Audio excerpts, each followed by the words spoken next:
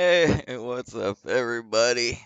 Sandy started going crazy right when I went live there. March 25th, Wednesday night, a little later than I'm used to going on. Headset sounds a little loud too. We got a really good show tonight. Welcome to UFO Twitter News Nightly. I'm your host, TeeJay Felony. Tonight we are gonna break down the saga of Ashton Forbes, specifically his involvement on UFO Twitter, how he came into the community, who platforms him, who kind of defended him, who knew the guy was full of shit from day one. We're gonna do a deep dive on some of his more memorable YouTube appearances. This should be fun. He's one of the most controversial figures, and if you want to call him a part of ufology, I call him a rip-off artist. But there are people that support Ashton Forbes, so they're free to have their opinion, and we're gonna go over a lot of it tonight here on UFO Twitter News Nightly. Give me one sec. I'm gonna get the chat going here. I've got a little bit better of a method. It makes it a little bit more efficient instead of being so awkward. It's still kind of a clunky process. Should be popping up right here. There we go. Let's see. What's up, Rotary? Everybody. I was just hanging out watching True Seekers. Stephen Cambion was doing a thing on Corey Good, and Arlene is the mod, one of the main mods over there. And dude, she's probably one of the best mods I've encountered in any of these podcasts. And she threw my channel into the live chat, so I'm thinking we probably should get a few more people in the live, maybe some new people participating. We'll see how it goes. But yeah, shout out to Cambion and Arlene over there at True Seekers. It's a really good channel if you haven't checked it out. We're gonna jump over to the lab, and earlier on UFO Twitter, I put out a notice that I was doing a thing on Ashton Forbes tonight. And I just told people, if you got anything that you would like included or talked about, go ahead and DM me or post it. And I got barraged by people. I had several people. I had several people barraging me with this crap. And Ashton Forbes, basically the guy has left a trail of just bad behavior, temper tantrums. Anyone who challenges the guy needs to be destroyed in his mind. He's one of the most out of control narcissists I've encountered on UFO Twitter, and that's saying a whole lot because this community is full of a lot of wackadoos, as a lot of people like to say, and he's he's one of these guys that I've talked about where he's considered a content creator, and the Tupa Crew hate group has protected and platformed him, where nothing he does is ever called out or exposed or asked for clarity, like, why did you do this? It's all just brushed under the rug, and he continues to go on grifting, where the Tupa Crew hate group is shining an ultra spotlight on anyone for any little thing, like we showed in the show yesterday. Prescriptions people are on. This guy just gets to rain insanity on everyone for his entire existence. But first, I want to talk about recent events on X, and I'm gonna go over and show a couple things. One thing I wanted to say to start out this show. Whoops. I have a few friends over on X on UFO Twitter that are absolutely killing it. And one of the guys is Interstellar. He's holding spaces, but a lot of my stuff that I talk about during my intro come from his account. He's got one of the bigger accounts on UFO Twitter. Go follow. It's Interstellar. And oh fuck, man, my OBS just crashed. Hopefully that is okay. I just got a message saying my OBS disconnected, then it said reconnected. But anyways, back to Interstellar is just absolutely killing it on Twitter, and he had a space earlier. Everyone was in there having good conversations, and this was the only meaningful space that I saw today. This was the space, but I have a clip from it, and something kind of silly happened during it. Some goon tried to come in and edgelord the space, and I'm gonna show the clip. Broken Hip said they really like the UFO Twitter Spaces, so I thought we'd start with one of those to get going here. And I'm gonna go ahead and pull this up real quick. Uh, if you remember a couple episodes ago, I played this clip from this guy named Or. OOR is what he goes by on UFO Twitter. Um, this was Clean. him the other day. Getting your windows clean? This is an older clip, but this was the clip I played from the other day from ufology underscore SWA. Here's Or.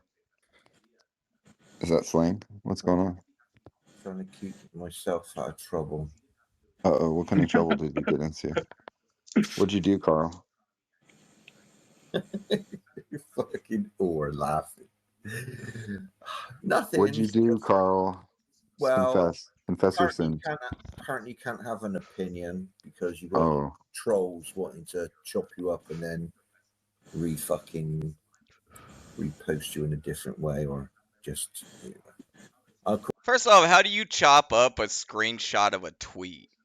Like, you either posted it or you didn't, right? Like, there's no way to chop up a screenshot of a tweet, really. Like, because if you have the original, if they did modify it, you could just put the original Of course, I'm next. talking about Reverend Darren Reed. oh no. We call those faggots. Or I do. What'd you? Just about Wow. Did you hear? Or he calls them homophobic slurs because he's a cool tough guy. hard This to is say. Oh shit! Pew, uh, pew, pew, pew. can't be doing. Yuppies up, yuppies rise up. That's Or. He's an edgelord douchebag. What's up, Tio? And that was him, just throwing homophobic hatred around.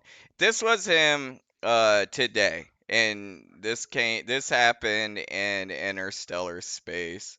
Um I don't know what his fucking deal was, but I have a really deep spite for edge lords. Like guys that just run around saying like wild shit just to get a reaction and kind of like disrupt. Like I don't know how I'm blacklisted and treated so like I'm a danger when you have people doing this shit, but I'm just going to go ahead and play it. One time I spoke Oh shit, I got to go back and do something real quick. Give me 1 second, yo. I forgot to do the sounds. Is it monitor and output?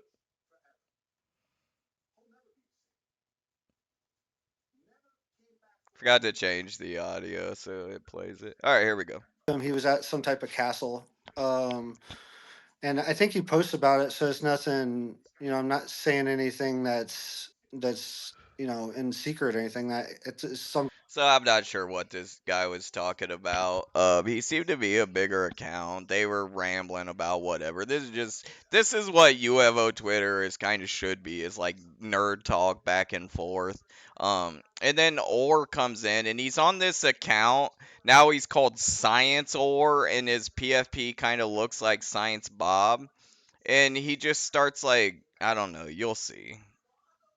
castle from the 14 or 1500s, but I'm sure there was some type of sites or something like that. You know, probably tied to the Templars or something like that. But it's just the Jesus narrative. Jesus is the only way, is what I don't agree on. And yeah, and Zim, I'm sorry that all you took out of what I said is me boasting about how many appearances Okay, so now I remember what this was about. There was DMs posted, and I guess it was Chris Bledsoe that basically told him like if he ever finds Jesus to come talk to him, and that's basically what we're debating, which is a goofy fucking thing to say. I've been on, I'm not here to be Yeah, famous, man. I'm here. edgelords are the worst. Edgelords are the problem with UFO Twitter. These guys came in, UFO Shane, Tupacabra, that'll admit they tried to make a name off edgelording, and they ran the credibility of the community into the ground with edgelording bullshit. Just nothing matters. Nobody's voice matters. You can get away with anything. You can yell and call someone, homophobic slurs like it's the early 90s again. One disappointing thing about this Orr guy is he's a liberal. Like this guy acts like he's a liberal. And he seems to be more of a MAGA bigot than anybody when it comes to the disgusting stuff that comes out of his mouth. To speak the truth, and I think that I think there's many ways to the light. I think there's many ways to get there, and I honor all of them. All I ask is mine to be honored in the same fashion, but expectations can get in the way, But Sound like a crybaby. So that's Orr. He's got some microphone like modification going, a voice disguiser, and you'll notice Red Panda Koala is eating up this. That he's all of a sudden trying to disrupt this space. These guys organize and plan this shit. You'll see two or three of them, the butt buddies that sit and circle jerk all night in the Logan spaces. They'll come into, I'm not going to say our spaces, but these are people who are friendly towards me and my friends, the Lou crew, Interstellar, J Just. This is kind of a friendly environment for me and my friends. And it seems like anytime there's a space going, you get a couple of these guys coming in to try to derail it with edge lord bullshit. Whether it's UFO Shane, this time it's Orr, Grider a lot of times does it, and it's always from the same little circle jerk crew. And Panda loves every minute of it. I think you're a snitch for sharing your personal DMs, bro. It's weird. And he says, I think you're a snitch for sharing your personal DMs. That's weird. Or when he joined the community, he posted full photos of him holding his toddlers and stuff without any facial, blackout or anything. You putting your toddlers on UFO Twitter, you dumb fuck? I think that's a little weird. Who the fuck would put their kids on Twitter at all? Like, are you stupid? That's what I think was a little fucking weird, you moron. cool. Or Cool. So Interstellar, when these things seem to happen, he doesn't really know how to handle it. He kind of laughs awkwardly, like, "Yeah, I guess edgelords are kind of funny." Jay just right away was like, "Dude, what are you doing?" She seemed to recognize that he's trying to derail the conversation. It might come off as just a joke, someone being funny, but the intent is a lot deeper. They're trying to come in there to derail the space and turn it into a cesspool, like their spaces, UFO Shane, Logan, their pervert conversations. Or's always balls deep in that stuff. That's what they want to turn this into. However you Yeah, go ahead and drop me down. Drop me down. Drop me down. No, you can stay, Yeah. or you can stay. No, drop his dumb ass down.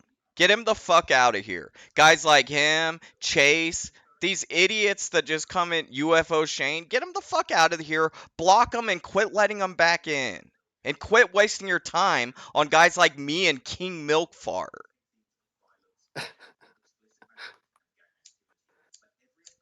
He doesn't stop though. He keeps going. It's the laughing. I understand it's the internet and people can be goofy and funny, and that's okay. These are guys that are afraid to be themselves because they're so fucking lame.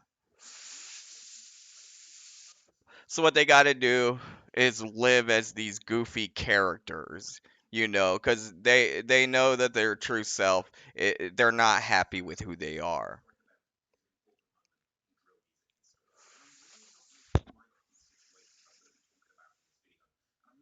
The only thing I disagree Completely derailed the space.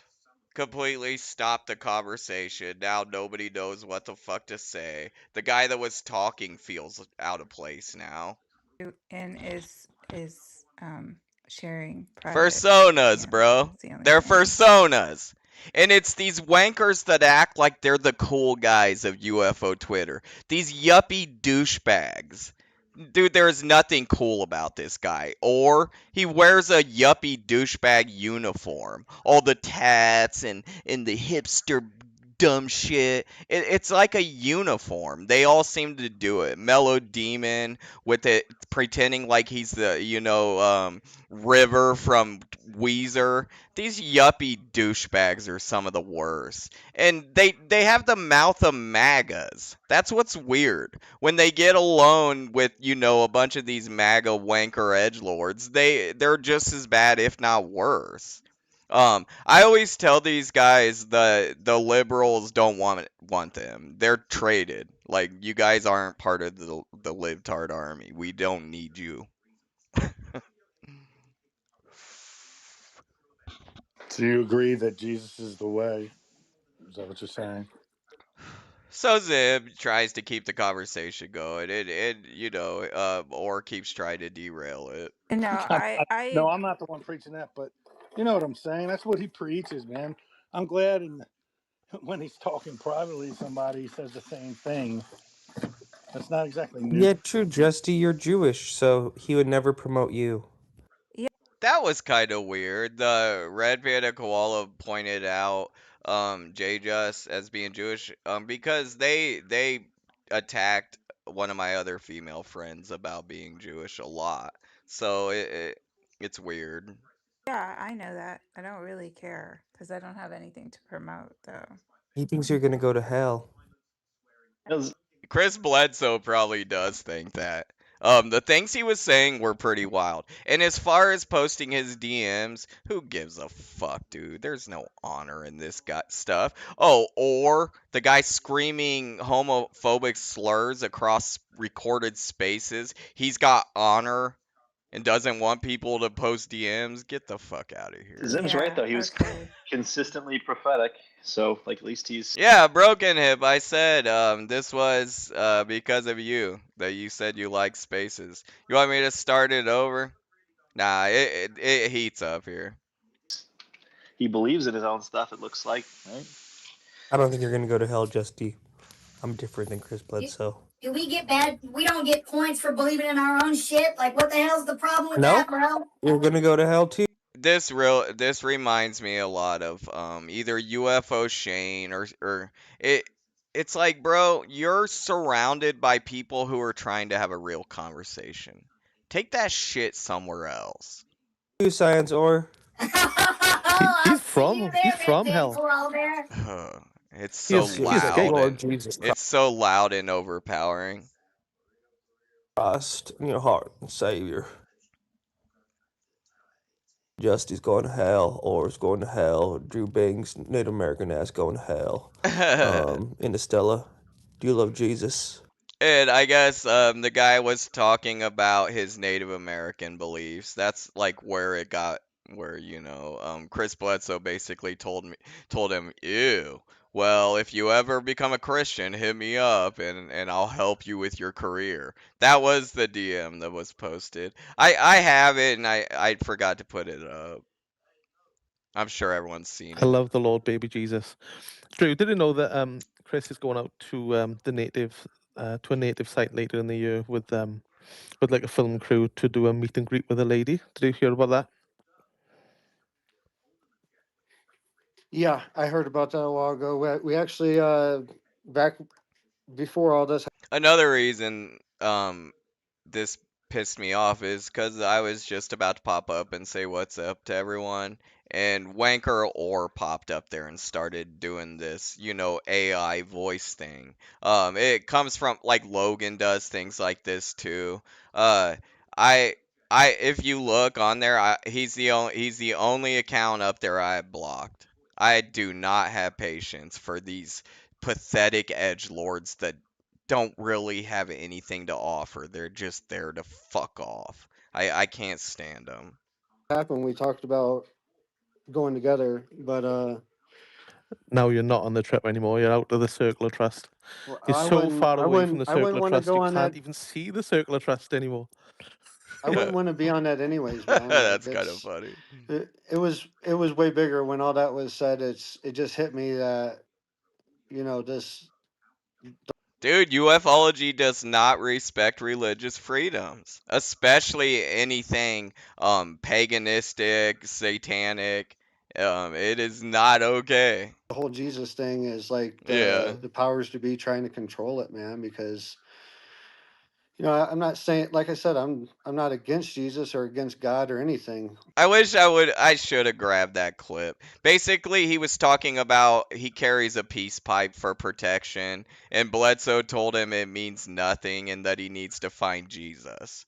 And like, well, if you ever find Jesus, come look me up. But I Kind of just sounds like you're against Jesus, bro. I'm just saying that's just for Yeah. me. I'm a no, I'm genius. not against Jesus. Oh, It's not my way. Like it's Or not my way. what part of it is not your way? I'm so curious. Like what's the problem? What don't you If you heard, Jay just went or, cause she was trying to get co-host but was having glitching. I think she probably would have dropped him. He's just bullying this guy. Like, why? Why are you fucking with this guy? like about Jesus? It's not the way. It's Like you not said, what. Buddha. Have you read Living Buddha, Living Christ by Thich Nhat Hanh? I love this part. And then they all of a sudden turn into the most intellectual dickhead in the room. Like, have you read this book? Have you read this? Well, you know nothing then. Or you're such a wanker, bro.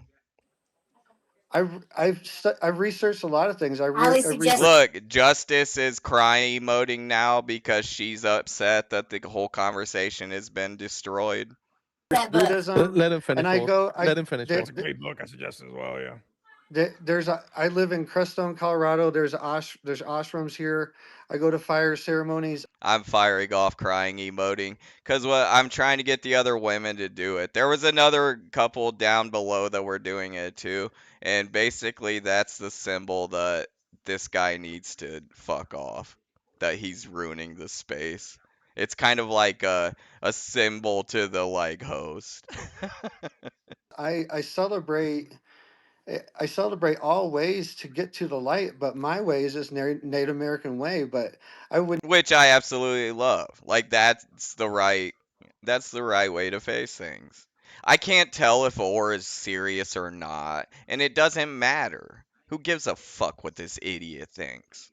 never say that Jesus is bullshit and or anything like that. Like that would be offensive to most people. Just like saying it's hard for people to understand why someone saying a pipe is meaningless. To me, like it's take It would be similar to telling someone pointing at their rosary or their crucifix and being like, that thing holds no power.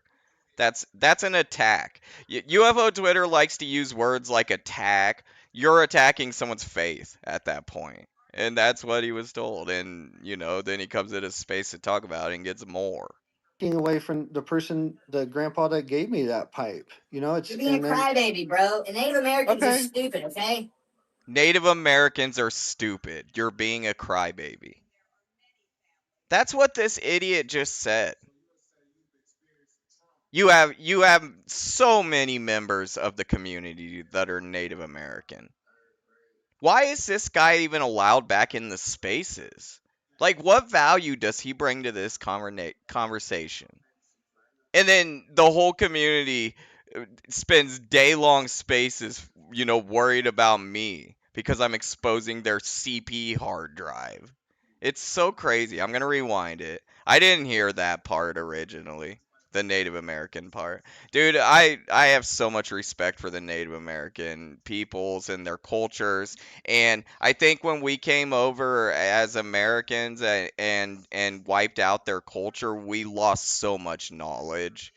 I think we probably lost cures to illnesses. This guy is a moron. thing like that, like that would be offensive to most people. Just like saying it's hard for for people to understand why someone saying a pipe is meaningless. To me, like, it's taking away from the person, the grandpa that gave me that pipe. You know, it's You're being a crybaby, bro. And Native Americans are stupid, okay? Dude, what a piece of shit. Interstellar, that would have been the time to boot him from the space, I think, bro. Okay, Freaking well, DMs are Wow. No, they're not all. Disavow. Yes, That's they are. Hey, look, Panda. Well, disavow. Panda harvests this drama. He likes it. Like he's probably giggling, and then he says that shit. They're that's dumb. That's edgelord crap. That's almost as bad as Tupa saying slavery was a choice, just for kicks, just for reaction. This is what killed UFO Twitter. If you all haven't noticed yet, is guys like Orr here. horrible to say. That's horrible No, to say, dude. bro. I can say that. No, I'm. Okay, we'll say that then. Is there's only the I can time out? say it. Oh, come on. Just Yeah, you could say it, but you're an ignorant piece of garbage. I mean, like black people can say the N word. I'm Native American, bro. And oh I my choose god. Jesus. The white I'm not gonna listen. Dude, I'm not gonna listen anymore of this idiot. I chose Jesus. What a douchebag. He, like I said too, he came into the community as like this liberal. So what the fuck, man? That's next level. Alright, I'm gonna pull up my X and go over some stuff real quick here. Actually, yeah, we'll do that first, because a lot of these, well, no, I'm gonna go over some of these. I'm gonna pull some of these up that talk about Ashton and stuff. This is Ashton Forbes. This is his Twitter account right here. One thing I noticed when I was doing a little research into Ashton today, this guy has had so many X accounts. It seems like when he gets them locked, he immediately makes a new one instead of waiting. And here's him getting locked one time. Like I said, I got a lot of people that sent me stuff when I put the call out. And this is showing connection to him and the Tupa Crew hate group. This is Agent Meatball. This was Psych Ward Mike. It was a sock Psych Ward Mike was using. Everyone knows it. It wasn't a secret. Meatball is a reference to a they used to clown LP, one of my friends, a female friend. They would say she had a body like a meatball, and then they made a parody account to clown her. And these are the same people that cry over the Heather parody to this day, even though there was never anything vulgar said. And they're talking about, yes, I look forward to Nick blank, aka Tiny Klaus. They doxed his full name there. It's blacked out. Legally pursuing anyone after the harassment, blah blah blah. And Ashton Forbes here down at the bottom says, "Who the heck is this person? There's so many people that have me blocked who I've never heard of." Well, that's because you're a douchebag. Like, no one wants to be associated with you other than wankers like Shane and Tupa. Psych Ward Mike here. Other people that have done time in mental hospitals like you probably. But he says, I hope and he doxes him again. Family comes after me since they've been defaming me for months. I doubt they have anything to take. They seem to be failures. Blah blah blah. Uh, Defaming Ashton Forbes is basically saying that the MH370 video isn't real. That's what he considers defaming. And this was him getting locked that time. His account got locked because he doxed them right then and there. So that's what it's instead of doxing. It looks like Psych Ward Mike kind of lured him into that one. Let's see, how many people are in the live chat? 9. I don't know if Red Panda Koala's out there. Someone sent me this. Panda, are you over on TikTok? What's your account getting locked for, bro? Said the account Red Panda Koala is no longer available. It went down. Yeah, it's a big account. I didn't know he was on TikTok. Is that you, bro? Uh, basically, what's happening is the Tupa crew hate group's worst fear. People are starting to send me things day to day, to prove other, to validate other things we talk about.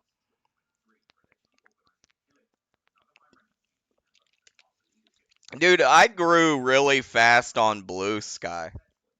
When I put a little bit of time into Blue Sky, I grew super fast. Okay, I want to show a couple more of these. I want to clear them out of the way so I have room to move. Um, Here's Tiny Klaus. So he's reposting something from another female in the community, and she says, I didn't have an unhinged UFO nut and conspiracy theorist contacting my employer and trying to get me fired for making fun of him on my 2023 bingo card. So this was from a few years ago, part of the Ashton Force Path of Destruction. It's just one female that he apparently tried to get fired. Maya Benowitz, that's when I mentioned themes yesterday. Talking about themes, these guys trying to get people fired. It's so crazy, and what they do is they encourage their thousands of lunatic supporters to go and barrage the phone. So if they find out where you work, they'll call the phone lines over and over again. And if it's a restaurant or anything like that, eventually, especially if you're new, they're going to be like, this is just causing too many problems. Like, this will get you fired. And it's just one of the most bitch made moves that these guys seem to do a lot. This is a picture from Skyfire News. Look at these guys, man. I almost wanted to make this part of the graphic. Look at this. This is just to show these guys all are in cahoots. I was talking to a girl on X earlier this morning, and she was asking, "Well, what do you mean Ashton's connected to this Tupa Crew hate group?" And I was trying to explain how Ashton's one of these content creator types that is a good neighbor. They all protect these guys. So guys like Ashton can't do no wrong. They're protected, they're platformed, they get an unlimited amount of chances. No matter if they're doxing, threatening people, it doesn't matter. They're platformed and promoted. And then people like me who are just trying to get to the bottom of, scams, the Rogers coin rug pull, we're attacked and demonized. And this is all of them on Skyfire News. Just look how fucking. I mean, I think everyone has eyes. Like, you can see. I don't need to say anything. Like, this picture, shout out to the person that sent me this photo because it's one of my favorite things I've seen today.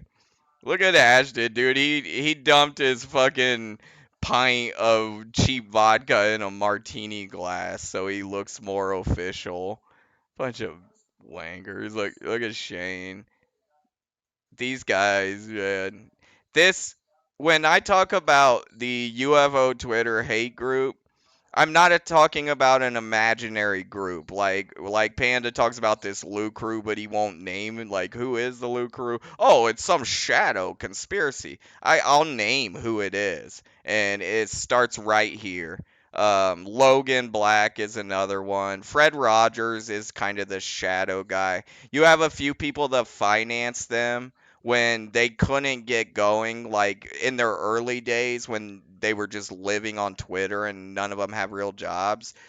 There were people like Fred Rogers and Kimball, UFO intros, that financed them. This is the core group of gatekeepers, and it's it's not a conspiracy. It's a little bro code group. A lot of them have charges, women, beating up women, things like that. And they just watch out for each other. And a lot of it seems to be MAGA. You kind of have to be a MAGA to get in with them. Uh, Here's Ashton Forbes when he admitted that the MH370 video wasn't real. Look. The cloud images seem to be too close of a match to be a coincidence. So at one point, Ashton admitted MH370 video was not real. And then maybe a day or two later, he realized his life was lonely without it. And he snapped right back to the grift. And this wouldn't be possible without people like Tupacabra, Red Panda Koala, and these others platforming him. Because once you're debunked, you're debunked. Nobody's gonna hear this story out anymore unless you have people to continue to push and platform you like you're someone to pay attention to. That's how they decide who gets promoted and who gets run into the ground. Let's see. I got a video here too. Um, Here's this one's not really related, but this was UFO Shane basically asking Panda to stop pushing the Lucru stuff, and Panda gives him the same line he gives me. We talk about themes. He says, "I have empathy for your situation as you are continuing to run cover for KMF." It's the same thing he says to me. Anytime I have an opinion that he doesn't like, it's because I'm afraid of KMF. I'm scared of KMF, you know. That horrifying guy that paints Warhammer figures and plays Daisy. He's so scary to me. Like, it's a theme. They basically Shane knows. Shane knows. Let's play this video. This came from Rotary. I got a few clips from Rotary here, and we'll go ahead and play them together. And then we're gonna jump over on YouTube, and we'll watch some stuff. All right, check this out. Shout out to Rotary. Where's the body, though? Where's the body, though? You don't care about that. The important part is we have teleportation, and they used it on an airplane. Where did the people go? Who cares? Who cares?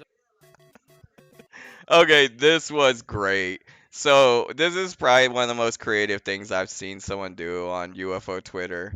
Um, Ashton at one time, somebody scammed him. They told him they had secrets, and if he paid them some money, they would give him a password or some shit. And this video is from that. It's him freaking out in his live stream, and then he finds out at the end he got scammed, and they overlaid it with this Joe Rogan thing because there was also a segment or there was also a part of the saga where he was bragging to everyone that he was about to go on Joe Rogan, and then Joe Rogan said nope. Like he was so close, and then just got it pulled away from him. And yeah, here it is. What the? Do you guys just see that?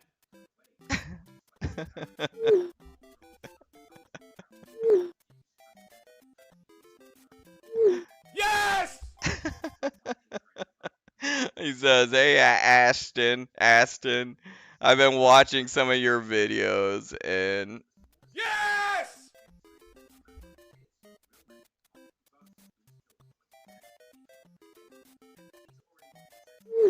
Yes! Yes! Yes! Holy shit! Holy shit! Tio, you think like Jay and these guys, when they do get the call or the DM or whatever it is, the reach out from Rogan, they probably do explode like that, don't they? It's probably the biggest day of their lives. I don't know how Joe Rogan, I mean, became like the leader, the pinnacle of ufology grifting. It's kind of wild. Holy shit! Chat, take screenshots, chat. Chat, take screenshots, chat. So, Rick, keep in mind, this live is real.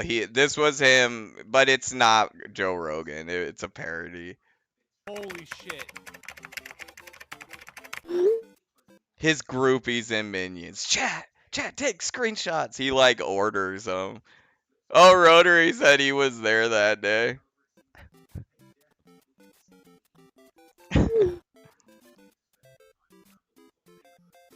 Rogan says MH370.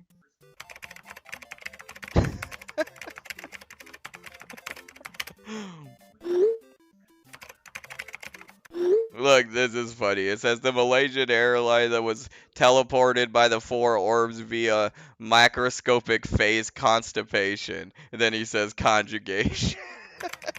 Damn type error. And Rogan says, dude, what the fuck are you talking about? I did a little emo. It says, how does anyone take this guy seriously? It's amazing to me. I'm talking about these videos. Don't follow me, creepy motherfucker. We already reported you once, okay? So these are real videos of Ashton also. And this is how Ashton actually made a name for himself online. He was going around fighting everyone about the mask mandates. He actually filed a lawsuit against his own hometown during the pinnacle of COVID.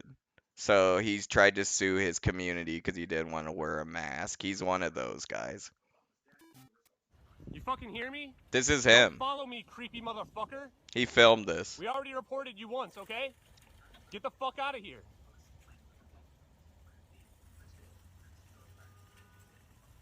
Do you hear me? Get the fuck out of my face right now, creepy guy. The creepy guy handles it so well. He's just like, man, I hate my fucking job. Stop fucking following What's me. up, Whoopty? Hey, We just getting get into the it. fuck out of here and don't do this shit anymore. Stop fucking following people. We're doing an episode on advanced delusionary schizophrenia with involuntary narcissistic rage. Did I get scammed?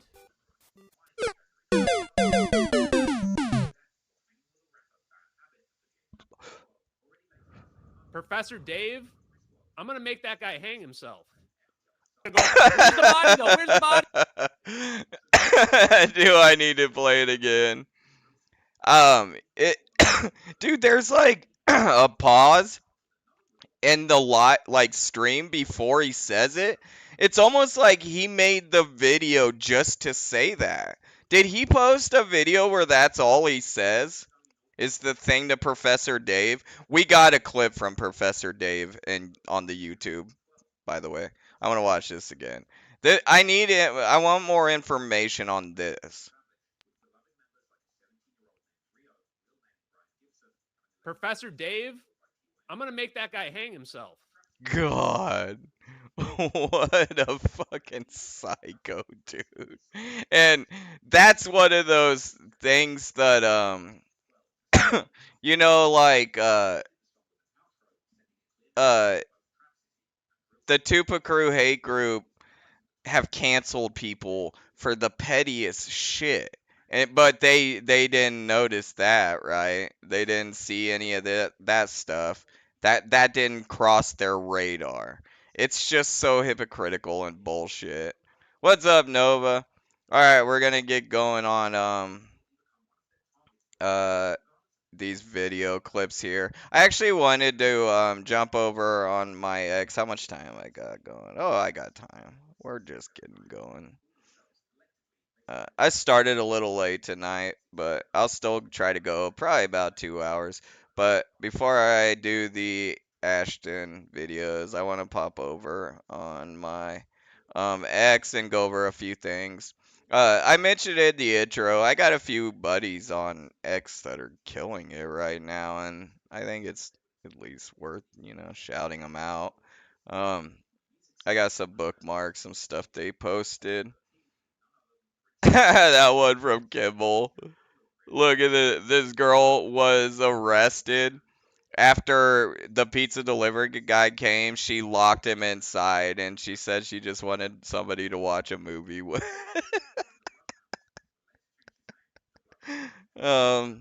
This was posted by Interstellar. This is one of the accounts I've talked about. This guy, his account is growing. Look at this shit.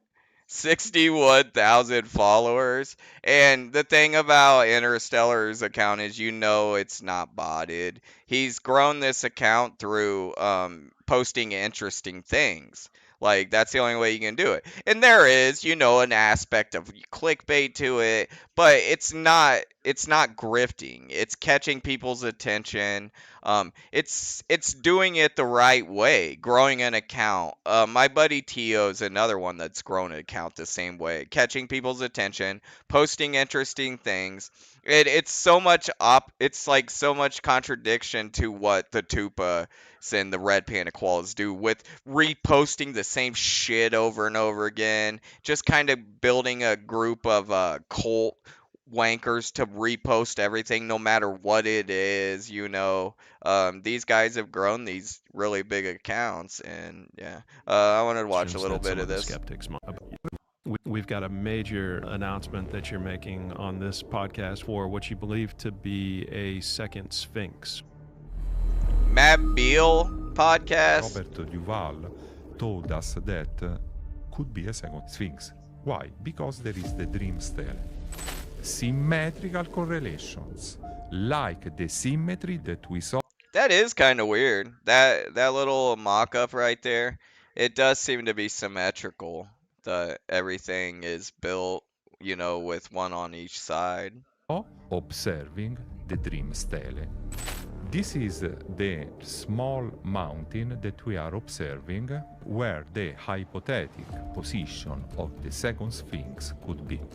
So those would things get posted almost like in a cycle. UFOlogy almost works in cycles. They'll talk about different topics and it goes in a rotation. Topics definitely get reused. I mean, you're gonna have that. Where I kind of side eye is when you repost the Tupa saves them and just reposts them.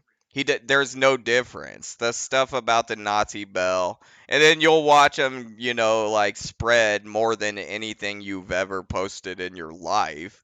It's fake. It's because he blew up his account with bots for one.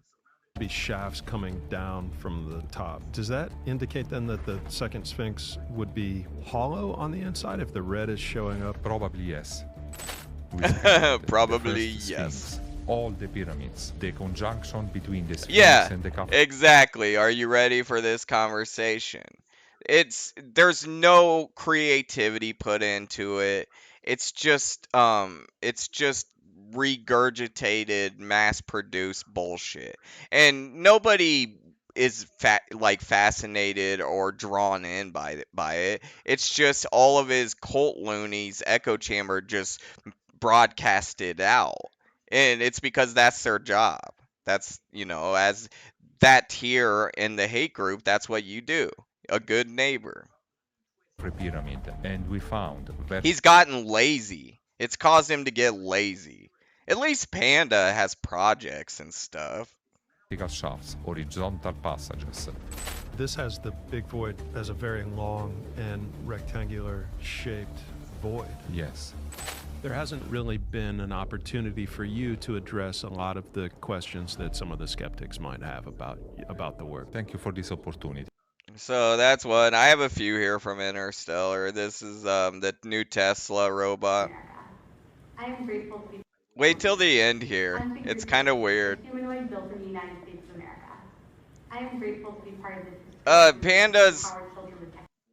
Panda's been doing his YouTube thing. He does YouTube channel where he goes same thing I do basically. He goes over current events. His channel's active. Tupa, I mean, I've never seen him create anything that wasn't created by AI or just kind of ripped and pasted from somewhere else. And that's not hate, I'm just being honest.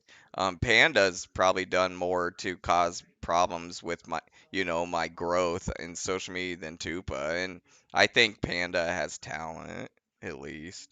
A humanoid built in the United States of America. I am grateful to be part of this historic movement to empower children with technology and education. Welcome. Yeah, the UFO timeline, it was all shit that was ripped from other sources. He had other members of the community even doing it for him. Heather Birdie was running around. ripping things off from everybody. He outsources his bullshit. That's how lame it is. I've heard some of the Rogers Coin AI videos came from that they're sextortionists. Like, so, and he wouldn't even give them credit. He would just post them as his. So he's outsourcing his mass-produced bullshit. God forbid he gives them credit. So look at this. Melania was just standing there for some reason. Why was Melania there?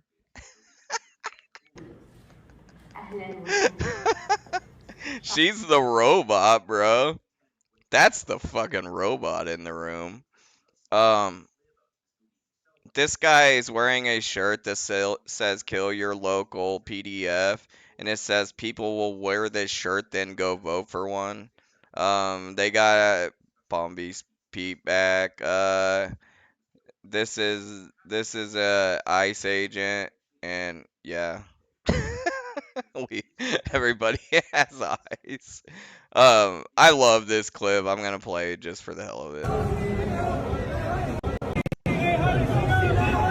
I don't know if you've ever seen these punching machines. I always think about this whenever I see one of these things.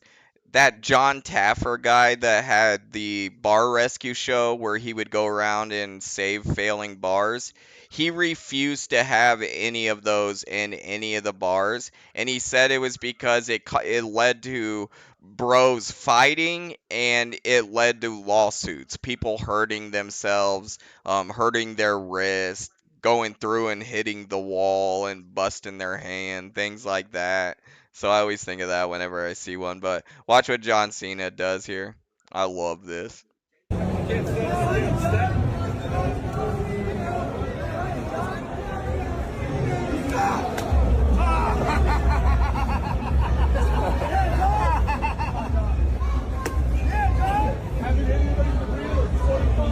He says, "I haven't hit anybody for real in 25 years. Thank you very much."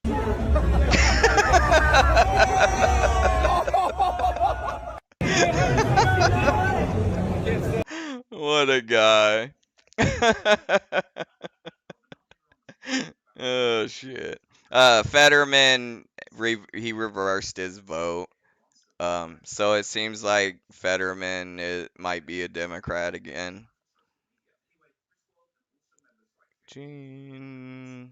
Let's see. Oh, this is another thing that was kind of cool. This came from the Prove that our reality is It's Interstellar's account again. artificial. In a video game, the only data that is rendered is what the player sees or interacts with. If you're playing a video game and there's a car or building a mile away, that entire object isn't rendered. The game engine only renders the bare minimum of This comes from the Y files on YouTube. information to make the object look real. A distant building is rendered as just a few pixels, not that complicated. As you get closer, the engine renders more details, but still, it's just a facade. The engine doesn't bother calculating what's inside the building until you actually go in.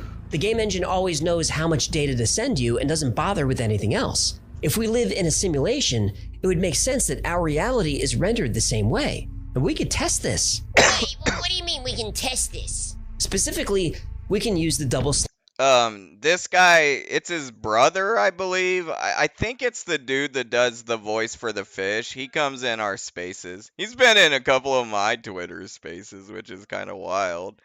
He has like a thing on his PFP. Slit experiment. Here's how it goes. If we fire particles in a straight line at a screen, after passing through a single slit, we would expect to see this clumping pattern on the screen. If we try this with a wave, we expect to see a pattern like this, where particles are most dense in the middle of the screen but radiate outward, similar to the clumping pattern. When we add a second slit, it starts to get fun. When the waves pass through the double slit, each slit creates its own wave. When those waves intersect, they cancel each other out. That creates a pattern like this. It's called an interference pattern. So, particles passing through two slits create clumping patterns. Waves through two slits creates an interference pattern. Make sense? Yeah, I'm with you. Good. If we fire electrons through the slit, we see the clumping pattern as expected. An electron has mass, so it's a tiny bit of matter. So if we fire electrons through two slits, we should see two clumps. But we don't.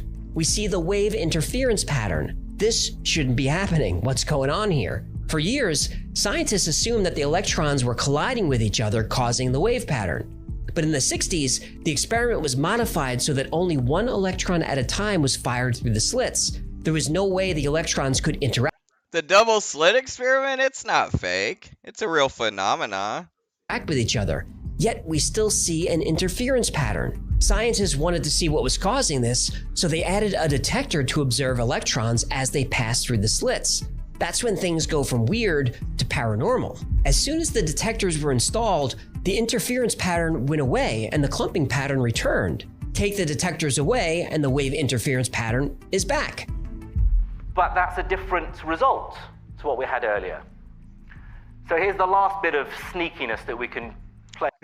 They called it spooky physics, or for a long time it was the spectator effect, or when you would watch it would have a different reaction. It shows that consciousness can have an effect on matter.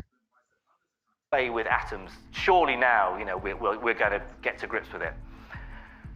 Leave the detector there, but just very quietly go and unplug it. Don't let the atoms know that you're not spying on them. Run the experiment again. Now, if you can explain this using common sense and logic, do let me know, because there's a Nobel Prize for you. It's as if the particles are aware they're being observed. Then physicist John Wheeler had an idea. He called it the delayed choice experiment. How it works is, photons are projected through the double slit, but the detector is not activated until after they pass through the slit, but before they impact the screen. Photons were emitted as waves, passed through the slits as waves, but when the waves were observed before hitting the screen, they suddenly behaved like particles again. Still don't think there's an intelligence at work? Well, what Wheeler's experiment showed is that even though the electrons started as waves but behaved like particles after being observed, at the moment the decision to observe them was made, the electrons recorded themselves as having passed through the slits as particles. So weird. The decision to observe them was the moment. The electrons changed their state by going back in time. Yeah, I personally find that I gravitate more towards the information theoretic point of view and believing that the universe that I exist in is a very good, high-quality simulation. Now, this experiment is happening on a table in a lab, a very short distance. So what happens when we observe light coming from vast distances, like say a galaxy 100 million light years away? If light from a distant galaxy is projected through the double slit, it creates the wave interference pattern. But if we push those photons through a measuring apparatus to observe them, the wave again collapses all the way back to its source. This is called retrocausality. Simply by choosing to observe the photons this way, they reach back through time 100 million years and alter their state on the other side of the galaxy. Bro, that's quantum entanglement. But like a video game engine, it only does this if we're looking. Even though our universe is full of galaxies, those galaxies may not actually be there. If we're living in a simulation, then stars and galaxies could simply be projections, and only when we get up close would those projections become more detailed. This is an excellent way to save computational resources. And because we're stuck with the hard limit of the speed of light, getting to far off places is really difficult. Limiting the speed of light is a useful rule to have in place. Quantum mechanics like the double slit experiment and quantum entanglement only— It's not, dude. That's science. Like, you're starting to like argue against physics, like known physics. The double slit experiment has been known for a long time. Let's see. Oh, yeah, check this out. Interesting. only a Um, state level election, so let's not get too we carried away won. here. The But it was Democrats headline just turned writes a the itself, doesn't it? headline writes itself, and indeed I Mar-a-Lago's have written that House headline in the Playboy district. Newsletter this morning. Because how could you not? So I did not write that this was a special election. what this symbolizes basically is the beginning of a liberal wave here during the midterms. You remember this kid? Why doesn't this kid ever get? Dude, he still looks like he did when he was in those child movies. Why? What the fuck is going on here? You remember him from all the kid movies? Stupid. Oh yeah, let's watch this Rogan. A little bit of this Rogan clip. You cannot go. You cannot fly over. Right. And you can't fly under the rim. Yet when you go to those bad places, suddenly a white plane flies over under the rim, black helicopters show up. I showed on my episode. I show the black helicopters showing up. Oh, no shit. They do show. Yeah. You met that kid? Dude, he was in an episode of The X-Files, the one with the vampires. I think it was a two-part episode. He was the pizza boy. They are protecting. It was one of the earlier episodes. Something. It's not as simple as this is a dangerous area, because you can go to any dangerous area. You go to just to the normal tourist area. It's Right. like, be careful. People fall. 2 people a year fall. Yeah, someone fell recently. They yeah, did? Yeah, an Mhm. influencer. Of course, taking a selfie. Yeah, basically talking about how strange the area around the Grand Canyon is. All right, let's get over on YouTube and get going on this Ashton Forbes saga. I've been getting a lot more organized with how I play in the episodes, so they kind of go a little smoother. My first couple episodes, I was getting You'll get all proper credit. think I'm telling you, I was bro. getting stuck a lot on with not being able to find what video I wanted, and now I kind of put them all in order to have it already. Okay, first video I wanted to show was the actual original video. If you're not familiar with the Ashton Forbes saga, basically this guy came across this video online, and he had nothing to do with the origins of it. To anyone else on the internet, you would have looked at it and been like, oh, it's probably test footage for, film or something. Well, this guy created a whole career on the idea that this plane had to be the missing Malaysian Airlines flight from 2014, and that it was getting actually teleported. And here's the actual videos. So it was a side-by-side of 2 videos. And dude, I remember the first time I saw these, I was intrigued. Like, the first thing I started thinking about Ashton was, dude, these videos are actually interesting, but this guy's so horrible that you're probably never going to get to any truth on this situation. But here's the footage. Ashton believed it was from a drone or something and that it was real. And it's 2 matching and here's the orbs start spinning around. See the orbs right there spinning around the plane. And it is cool looking. It's something any science fiction, movie special effects guy would probably mock up and maybe put as, this is my skills, this is what I'm capable of. You're going to hear from some special effects guys too.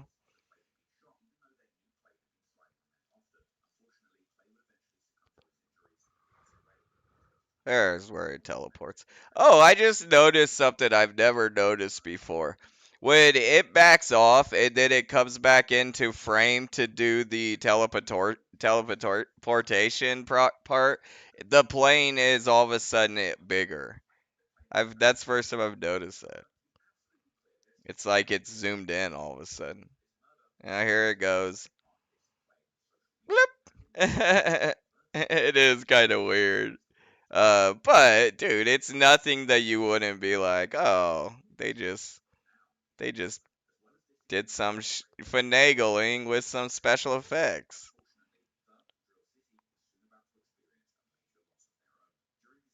Bloop. Alright, so let's get to the next one. This guy now is where I wanted to start.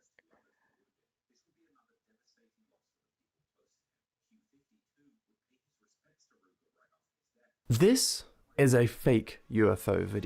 So, Ashton Forbes was immediately saying there's no way this can be created. This is too real. It's so futuristic looking. There's no way anyone can create this. And immediately that triggered a lot of visual effects experts to, say, I could create that. And you're going to see a lot of that during the saga. And here, I'm going to play some of this one. This was one of the earlier ones I found. Video. One that I made specifically for this video. Though if you happen to recognize it, that might be because I was copying this video. One of two videos that recently resurfaced and have been doing the rounds on social media.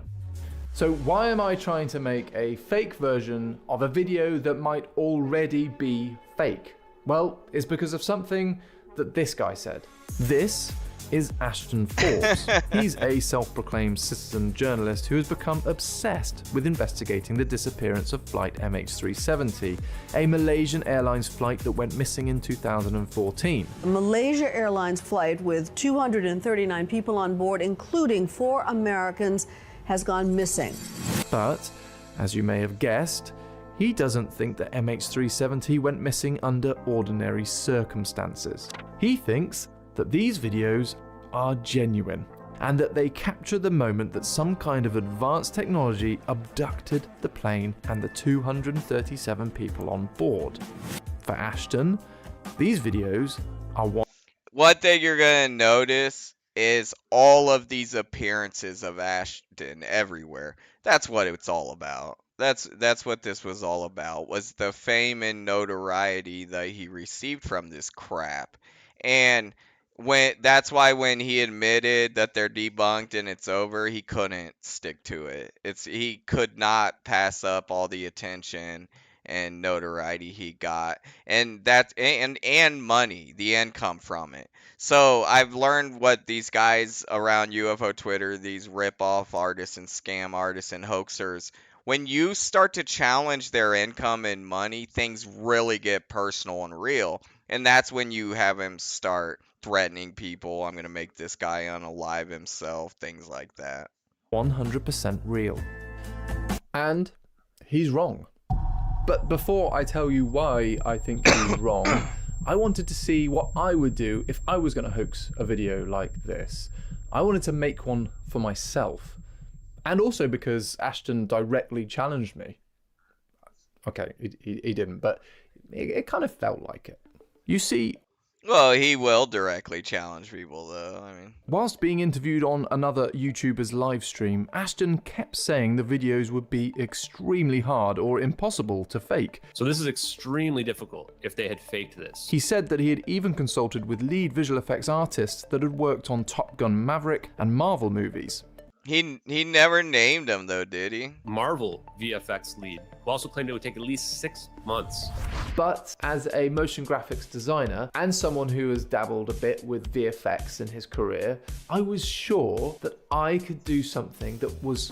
Every real VFX expert, designer, anyone who has any meaningful experience in it, has the exact same opinion. I looked at it and said I could do that. The Corridor Crew guys that we're going to meet here in a second, but Ashton pushed this lie that these videos couldn't be recreated. Similar or pretty good in much less time. But first, let's do a quick refresher on what this whole thing is about. On the 8th of March 2014, Malaysia Airlines flight MH370 took off from Kuala Lumpur.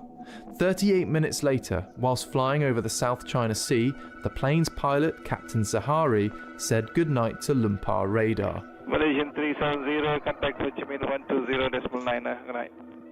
Good night, Malaysian 370. The plane, its 227 passengers and 10 crew, would never be heard from again.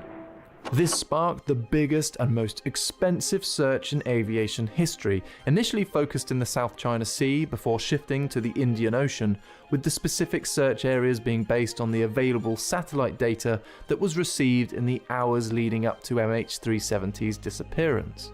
Despite a massive search spanning years covering 120,000 square kilometers of ocean floor, only small pieces of debris have been found on shores far away from the presumed.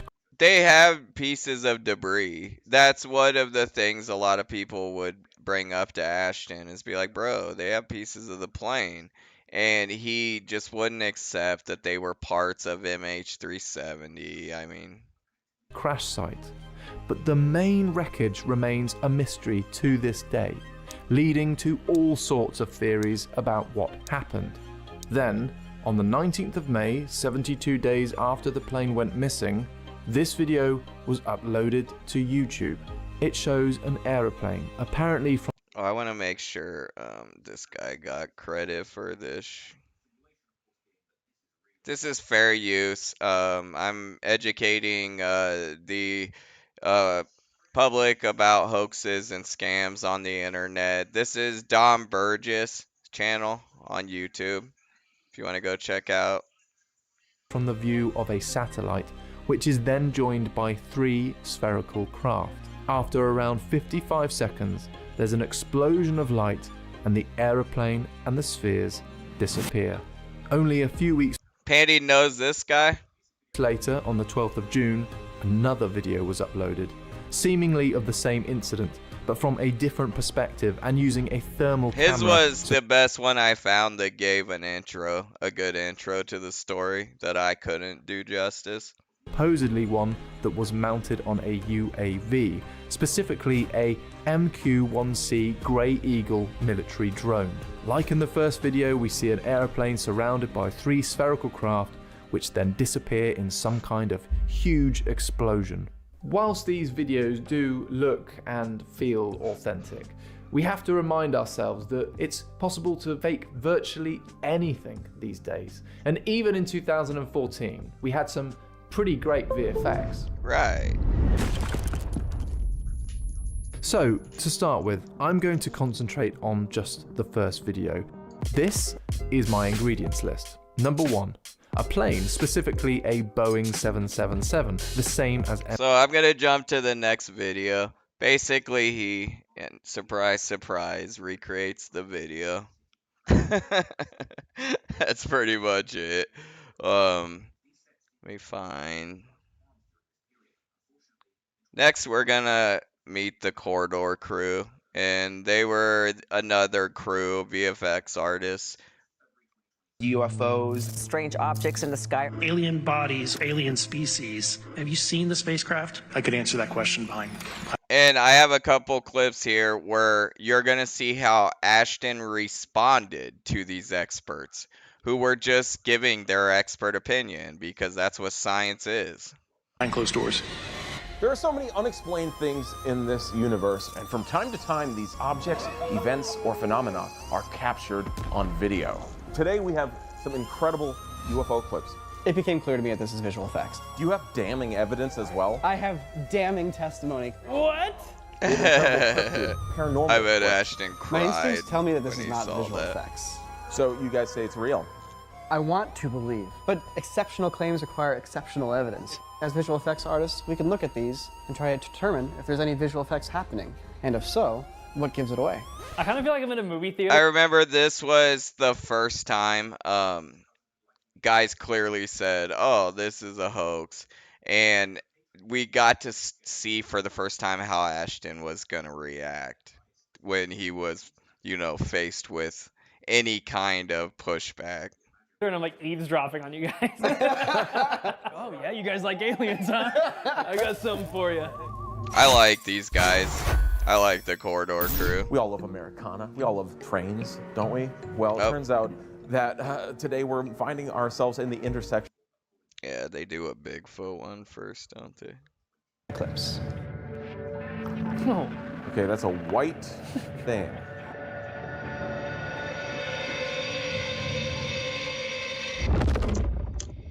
The whole frame gets brighter.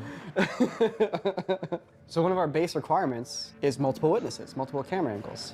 This one comes with a second clip.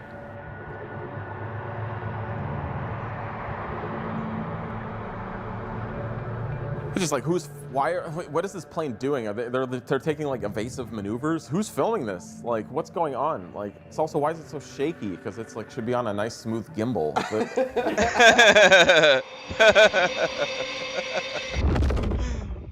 So there you have it. It's a weird one. It is a weird one. Wouldn't that be cool if that was real? See? Well, actually, no, that'd be terrible because, you know, Oh, yeah. there's a lot of people They thought it was interesting at first reaction. on that plane. Although There's no bias there. Yeah, they might be living it up. The There's no YouTube channel, bias. since this was uploaded, does not exist.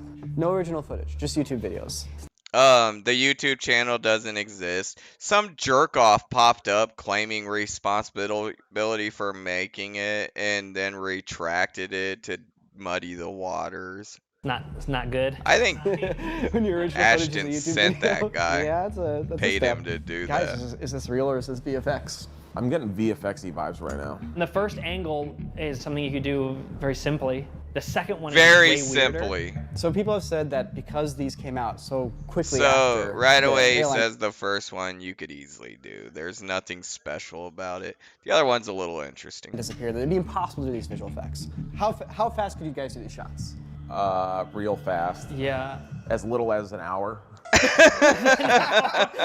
as long as 4 to 5. You know, you could do this in 4 to 5 hours. Okay. After analyzing this footage, it became clear to me that this is visual effects. The thing that stands out most to me is we go back to that first clip. Let's look at the background. Are we a satellite? Assume we're a satellite. Do you notice anything weird about the background? Oh, that the clouds are not evolving in any way, shape, or form. Nothing's evolving. It's a still frame. That's what got it debunked was the cloud package in the back. They found the photo that it comes from, and that's what led to Ashton admitting that it was a hoax, but then a couple days later went back on It's it. a still frame. Thank you, Ren. Hey guys, how fast is satellite? They found the photo 17,000 miles an hour? of the Yeah. clouds. Would you jump to footage of the International Space Station? Oh, damn! Look, the fact of the matter is, if that's satellite footage, the satellite needs to be moving. It can't be static. There would be parallax between the clouds and the ground. That's a big one. But you know what? That doesn't rule out that thermal shot, right? What's up with that thermal shot? Thermal cameras, like, they don't have grain. It's not underexposed footage. And if there's any sort of noise pattern, notice it's a fixed noise pattern. Yeah. It's the idea of like your image is under almost like a dirty lens. How do you make it look like it's thermal? Well, there's a filter in After Effects called Colorama. What Colorama does is it goes, all right, let's take black to white, and instead of do black to white, we're gonna fill it in with different colors along the way, a rainbow, a spectrum. And then, you know, that looks like thermal footage, it's just not accurate. However, in this He's doing it right in front of you. case, we see the engines are hot, so maybe you go in, touch up the engines, give them a little, track some like heat points on there. One weird thing I'm noticing with the thermals is on that shockwave in the second clip. Like, how cold is that shockwave? Wait, like, is that like a 0?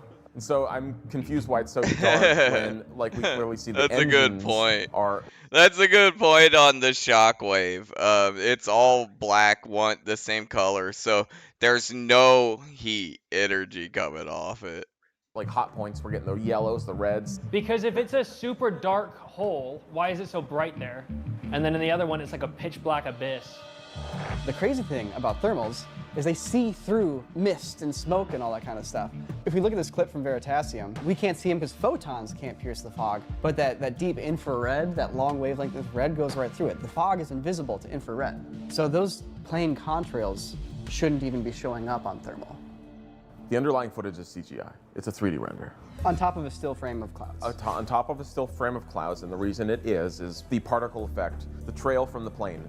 Those are sprites overlaid on top of each other, giving us this additive, stacked opacity, which creates that buildup in the highlight that we see there. If we were to do a volumetric smoke simulation of a similar trail like that, you would see that it doesn't overlap, and it has more consistent values across the whole arc, not just where it's occluding itself. It's a CGI render. Setting this up in 3D is almost trivially simple. You lay a path, you set an object. Trivial You get a little simple. triple helix for the other objects that come in, put a particle emitter for the contrails.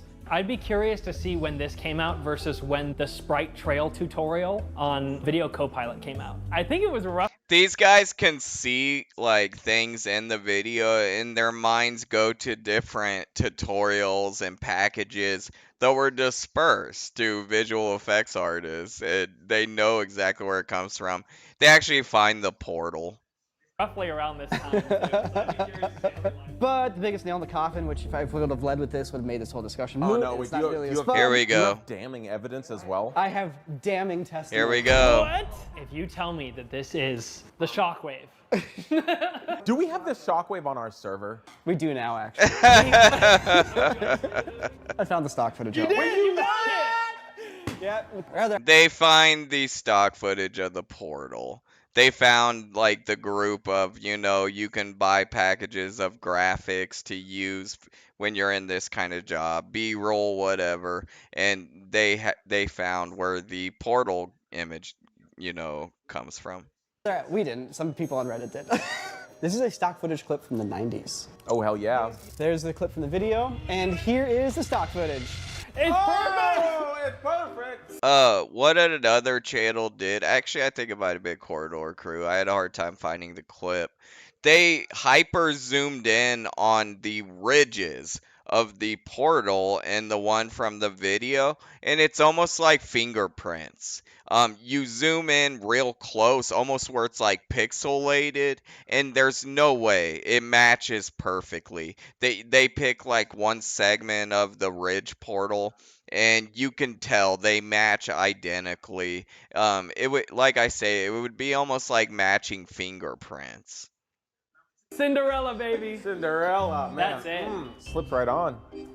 An ISA, dude. An Like that, identified right stock there. Some That's the image. That little cutout of the arch is the one that they zoomed in on, and there was zero doubt that it was a complete match. There, you can't deny it. People have said, pixels don't match perfectly. And you know what? Of course they don't match perfectly. I don't have the exact settings that the artist used, but if you look at it, it's the exact same. I can't, I literally can't wear these glasses anymore. Like, there's like nothing, it's just so debugged. This is visual effects. It's really well done visual effects. So I had the joy of being a guest on a podcast, the Danny Jones podcast. They had a UFO believer who believes that this footage is real come on the podcast, and they asked me to break down if it was visual effects or not. And He said UFO believer. That's what he called Ashton. He called him some UFO believer. These guys have no stake in the ufology game. That's why it was so ridiculous to call them, plants or that they were biased or stooges. They're just VFX nerds, bro. Like, it's very obvious. presented this. Danny sent me the reaction of the UFOologist.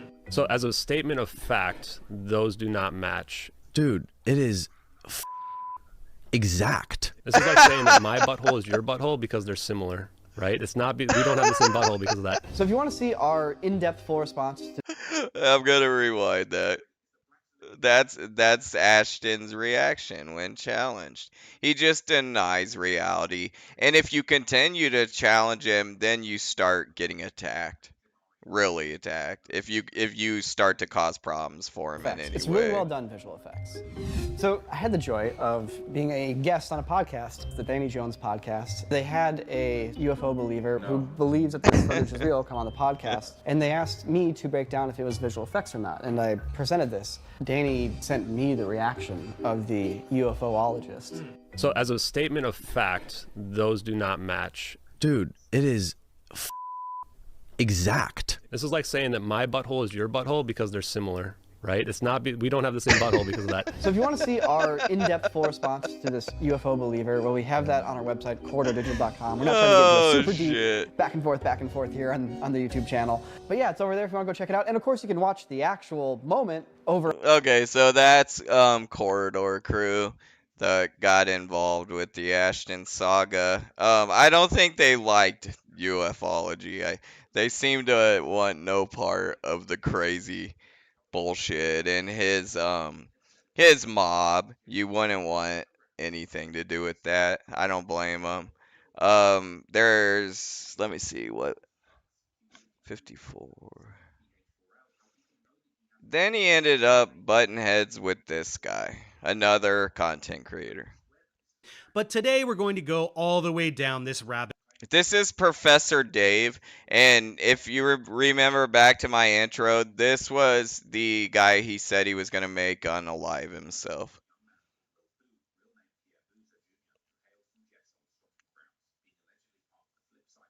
So this guy apparently, went too far for Ashton. Give me 1 second, it's a little laggy here.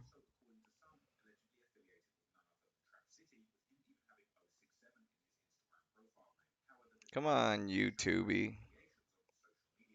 You slow bitch.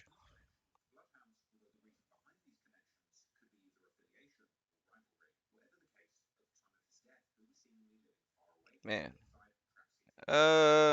Up.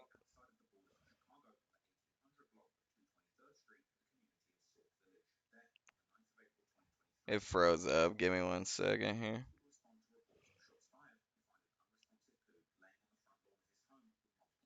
I'm gonna be annoyed if I have to make another window catch.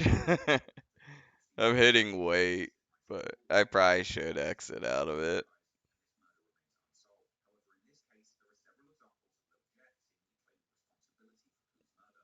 Come on, YouTube, catch up. Yeah, I'm gonna back out of it and make another window capture. Give me 1 second, y'all. YouTube just crashed on me.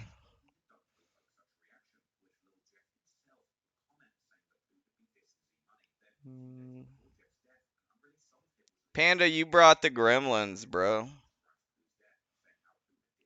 That was by design. I know what you be on.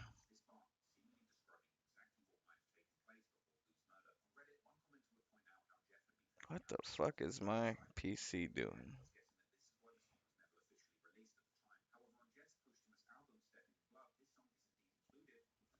Alright, I got it. Give me 1 second, yo. Repulling up YouTube. It froze up when I went to rewind that video. That's something that seems to happen quite a bit. You'll get all proper credit. I think I'm telling you, bro. Now I'm gonna have to pull up another capture. Give me 1 second. Danny, where is the Professor Dave? But today we're going to go all the way real. Hey everyone. Alright, pull this over here. Open OBS. Oh, don't do that. Alright.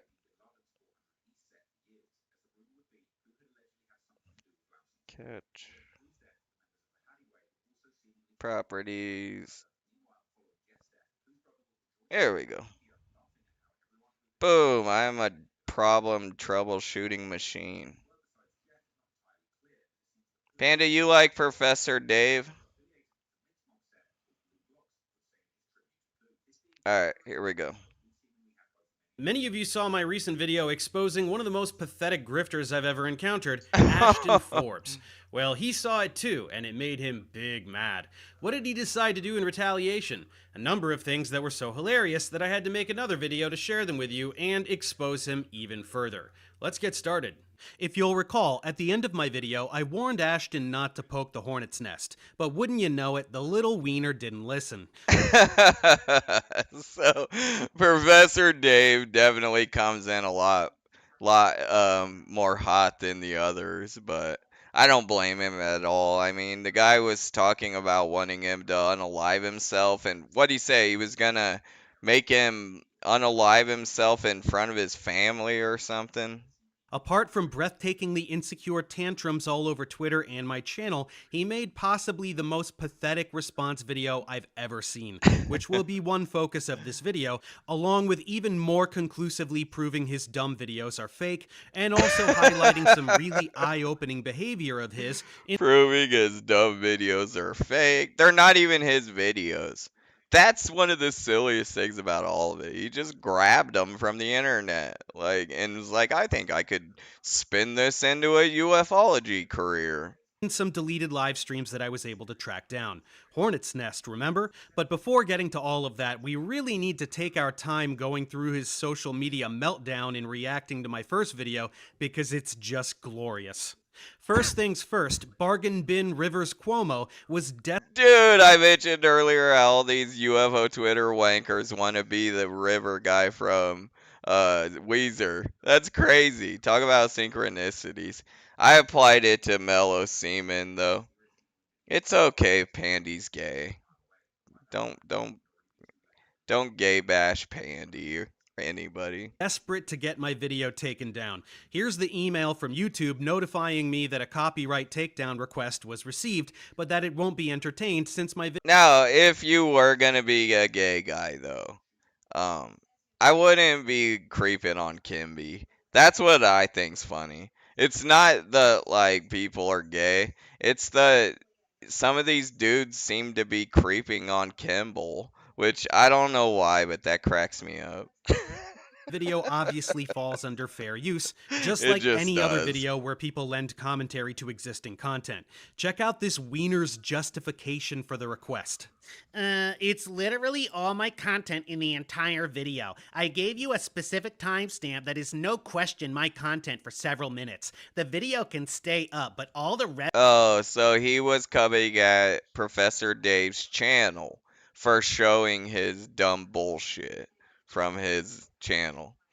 So technically he could do that to me for like, you know, the one I showed, the the Rogan thing. Revenue goes to me. Otherwise, it has to come down and he needs to remove all references to my content. All the revenue goes to me. And then re-upload the video. This is non-negotiable. Please facilitate the takedown request immediately. You can find all the clips that were stolen from my content throughout the video. I'll get my lawyers involved if needed, but it shouldn't be required since you can literally see it using my interview with Avi Loeb. Just remove the content or pay. I'll get my lawyers involved if what a dickhead, bro. The money he's making off my content. It's simple. Ashton Forbes. Maybe Ashton should ask his crack squad of lawyers for a quick lesson in fair use, since he knows even less about law than he does about physics. Then the public shenanigans. That's a good question, actually. What does Ashton Forbes know more about, physics or law?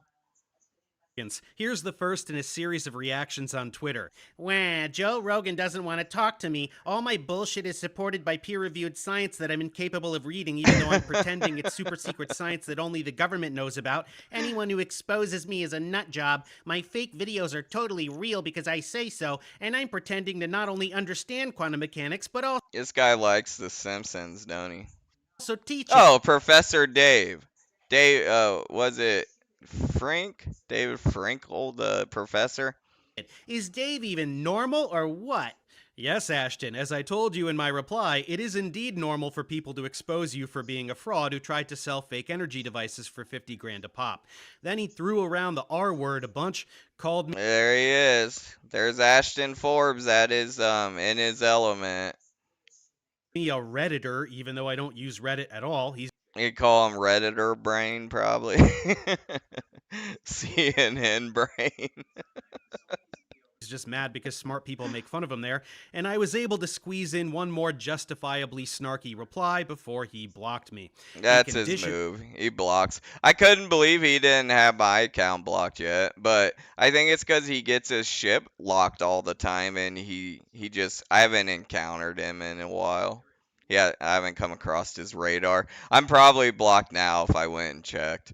But when I was looking over his account earlier, I wasn't blocked. It out, but he can't take it, I guess. This was accompanied by a very pathetic he can dish it out to levels that shouldn't be acceptable anywhere. Death threats, but you know, if you challenge his bullshit physics, all of a sudden he's gonna unleash the lawyers. comment on my video, which I gave the pin of shame, where he projects his mental instability onto me and then pretends I've failed at all kinds of things, even things I've never attempted, like being a chemist. I'm right because I say so, you big doo-doo head. This is also the first of many examples of extreme hypocrisy we get to highlight on Calling someone mentally ill. I remember when this was all happening. his part. Zero hope for a real argument indeed, buddy. This thread quickly filled up with hundreds of people mocking him into oblivion, so he did the only thing any grifter can do. He paid a bot farm to... Panda, I don't know, like, who you think I am, but I don't give two shits what Elizondo thinks about MH370. Means nothing to me, bro. Like, I don't base my belief system on what Lou says. That's lies that you push. This Lou Cruz stuff. I could care less, dude. to like his comment, which was... Lou Elizondo is just another ufology nut to me. ...was blatantly obvious, since myself and a number of other people... Dude, I have like the whole show scheduled. Why would I go start looking for some clip right now? If I came into your live stream and started saying, "Hey, go play this," would you do it? watched the like count go from a couple hundred to almost 5,000 in about an hour and then stop on a dime. Not to mention the fact that he has point blank admitted to using bots for views. This is actually interesting that this is happening right now. I talked earlier about these guys running protection and damage control for each other. Look what's going on in the chat, you know? Used before. This was accompanied by a bunch more tweets like this wall of cope, culminating with "the internet is forever." This phrase will be quite poignant throughout the video, so remember that he said this. Here's one suggesting that I should kill myself. Yeah, he seems to really like talking about people doing self-harm. He mentioned Dave's family a lot. Oh, he posted a full family photo too. Dave will probably show it. Some more pathetic coping, and an incel fan chiming in about how nobody will have sex with us. These fans, a lot of them are socks. That's another tactic that he uses, are running a bunch of socks to start a hate avalanche. It's a common tactic they employ. Of them. More whining about Reddit, even though I don't use it, since that's a place where a bunch of people have proven that his videos are fake, and another massive wall of... Okay, that's actually interesting that the Reddit thing was mentioned. He tried to run this scam on Reddit first, and it got fully debunked, okay? And he was pushed out. Nobody was buying it anymore. And he came over on UFO Twitter, and people were saying that. Like, dude, this is the guy from Reddit. And the only people that platformed him and pushed him on the community were Tupacabra, Red Panda Koala here, that group, that gatekeeper group.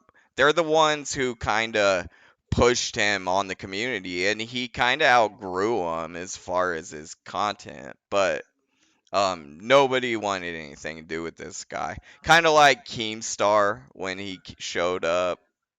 Cope and projection that even pretends to know things about my parents, while one brave soul dunks back. This all culminated with him posturing for his idiot followers with a fake debate challenge. Gee, how on earth can I get in touch with Dave Farina? Is he on Blue Sky or some other platform? I can't find him on this one. If only I hadn't blocked him. And if only I could find his ridiculous... Look at this. So he blocked him, and then he's acting like, I'm trying to talk to this guy. ridiculously publicly available email address listed in the description of every single video on his channel. He spent a whole 2 days making a video humiliating me, but he'll never agree to debate me. We can do it on his channel since he only cares about money, not like me who tried to demand that YouTube pay me the money from his video. Pass it along, minions.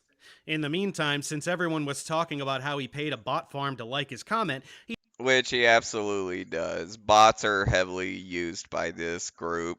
Um, this is what I mean when I say confronting someone and kind of shining a spotlight on them. That's harassment to these guys. He tried to drum up some other engagement and failed miserably, and then paraded his own bot farming with pride, complete with more R words, projection of mental instability, and more accusations of dodging a debate he definitely doesn't want. And in this one, too. And this one as well. We can really see what his favorite.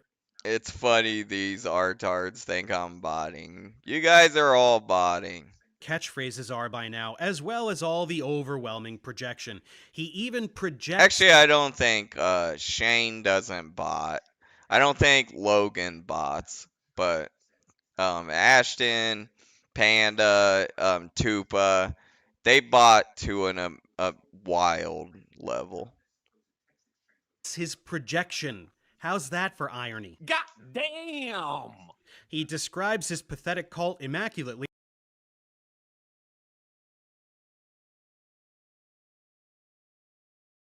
How tragic. Speaking of his pathetic cult, take a look at some of these brainwashed fans engaging with these tweets. How is Ashton a grifter when he doesn't sell anything? You know, apart from... These are socks. These random accounts that show up. I don't think Kimball bots. He's never grown to an unnatural level. Why I know Red Panda Koala bots is because his main account has almost 90, 100,000 followers now, and he has an alternate account, the KMF Crybaby Archive, which all of his supporters know that's his alternate account, and that has like 1,500 followers. So the idea of only like 4% of his supporters following his alt, it's mathematically impossible. Most of his friends and supporters are going to follow his second account. So there's absolutely zero chance that, if his followers were legit, he would have probably like 50,000 followers over on the KMF archive. That's an accurate representation of his support followers. It's probably like maybe 7,000 followers. If you go look down the followers list, probably 80% of them, while you're scrolling down, they're dead accounts. You can go see for yourself. They've been on since some of them will have been on since 2019, and they'll have 20 followers. And then you'll look at what they're doing, and it's just a couple reposts from Tupa and Panda. That'll be the only person they follow. It's one of the most obvious cases of botting I've ever seen. Because their ego makes them go too far.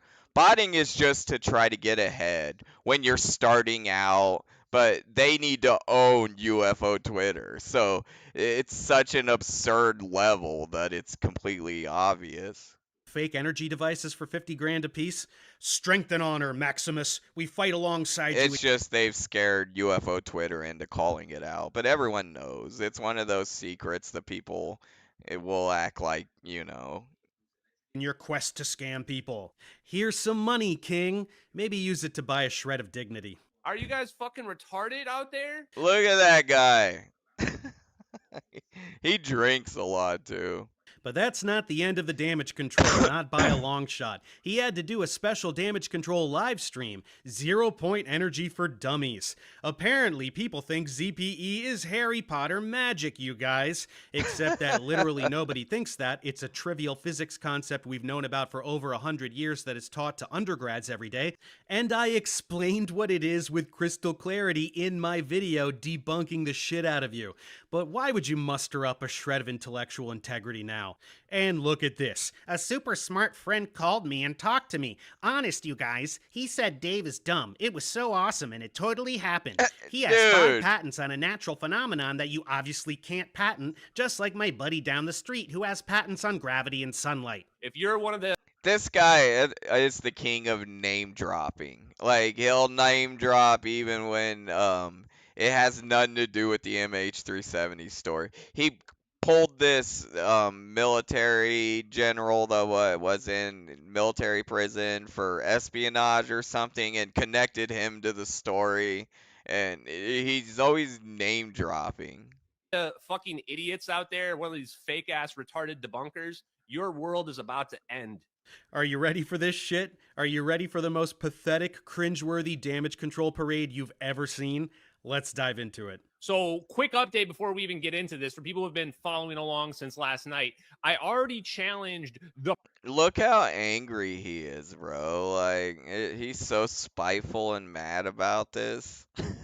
Professor Dave to a debate, and predictably he dodged like a coward. We all knew he would. So tonight I want to make sure all his ignorant followers. He challenged him when he was blocked on Twitter. That's what he demonstrated earlier. Learn at least something about 0 point energy since he's been misinforming them for so long. Still waiting for that email, Ash. You know that's what he did, an Asian impression. I did one of a Japanese guy the other day, and I kind of cringed when I watched it back. Yeah, I apologize for that, y'all. It was when Trump was meeting with the Japanese Prime Minister. What big boys do when they want to talk to someone, right? And I can't wait for you to tell me what I got wrong about 0 point energy. Make sure it's not just you being a science-illiterate moron like always. Wow. Ashton Forbes is a grifting fraud. Whoa, yeah. Yes, you are. You've been on the scene for, what, years now? You've made lots of money, and you've given us absolutely nothing. Just a lot of shit to fight over. Coming out pretty hot out of the gate there, man. Seems like you got some issues, bro. Scott Brando is a scammer and a fraud. The independent group are frauds. He's a literal fraud. Mick West is when his hair was short there, I was making jokes about his hair a lot, saying that it looked like a Lego piece on his head, and then suddenly he cut his hair real short. Well, look at it here. It looks funny. Scammer, he's a fraud, and he's a liar. Kim.com is a phony and a fraud. We've exposed the Corridor crew as I said he was greasing his hair down to his scalp like a Lego figure. frauds. The lore lodges are frauds. Like Mentor Pilot is a huge fraud as well. Jeremy Corbell is a fraud. YouTubers who debunk the videos are frauds. Bill Nye the Science Guy is a fucking fraud. Neil deGrasse Tyson is a fraud. Mick West is a fucking fraud. Jonas DeRoe is a scammer and a fraud. Matt Pines is a complete phony and a fraud. Yes, grifting frauds like you are an issue for all of society. That's why I expose you as a public service. Sorry if that triggers you. It is a public service to expose people like this. What's frustrating is new people keep coming into the community, and he doesn't really care about his supporters. The Tuba Crew's the same way, because they know a new batch will come through that they can convince, even if these people learn the truth about this situation. Bro? Ashton Forbes is a self-declared journalist. Of course, he's not really a journalist. That's just what idiot frauds call themselves to sound more legitimate. Wow. I'm not really a journalist? Why No. is that? Are there some credentials to be a journalist that I'm not really aware of? I thought all you have to do to be a journalist is just report things. In fact, I've done more journalism on MH370 than all the mainstream media combined. That's because it's not a real story. You invented that story. Why? And a few dummies picked it up. No, you don't need credentials. You can indeed simply report things, like people in Gaza who just point their phones at what's happening so the world can actually see it. That's journalism. You don't do that. You just lie on the internet, so that's not journalism. Yeah, You've never done any journalism. Cry about it. Not journalism. The one last thing I wanted to show. Dumb that makes him look. What did you find, champ? You know, I don't have a PhD in chemistry or anything, but I, did... I wanted to find where Ashton started going at his family. But I might skip over it if I can't. When he couldn't get to this guy, he started posting, he started targeting the guy's family. I mean, there's no other way to put it. The images are out there somewhere. Alright, I'm gonna move on to what the last clips. It's a Danny Jones clip. Hopefully it doesn't freeze up. Danny Jones didn't go easy on him at all. Interviews, all the different theories. Here, I'm gonna pause it and rewind it this time. Maybe that'll go easier with it.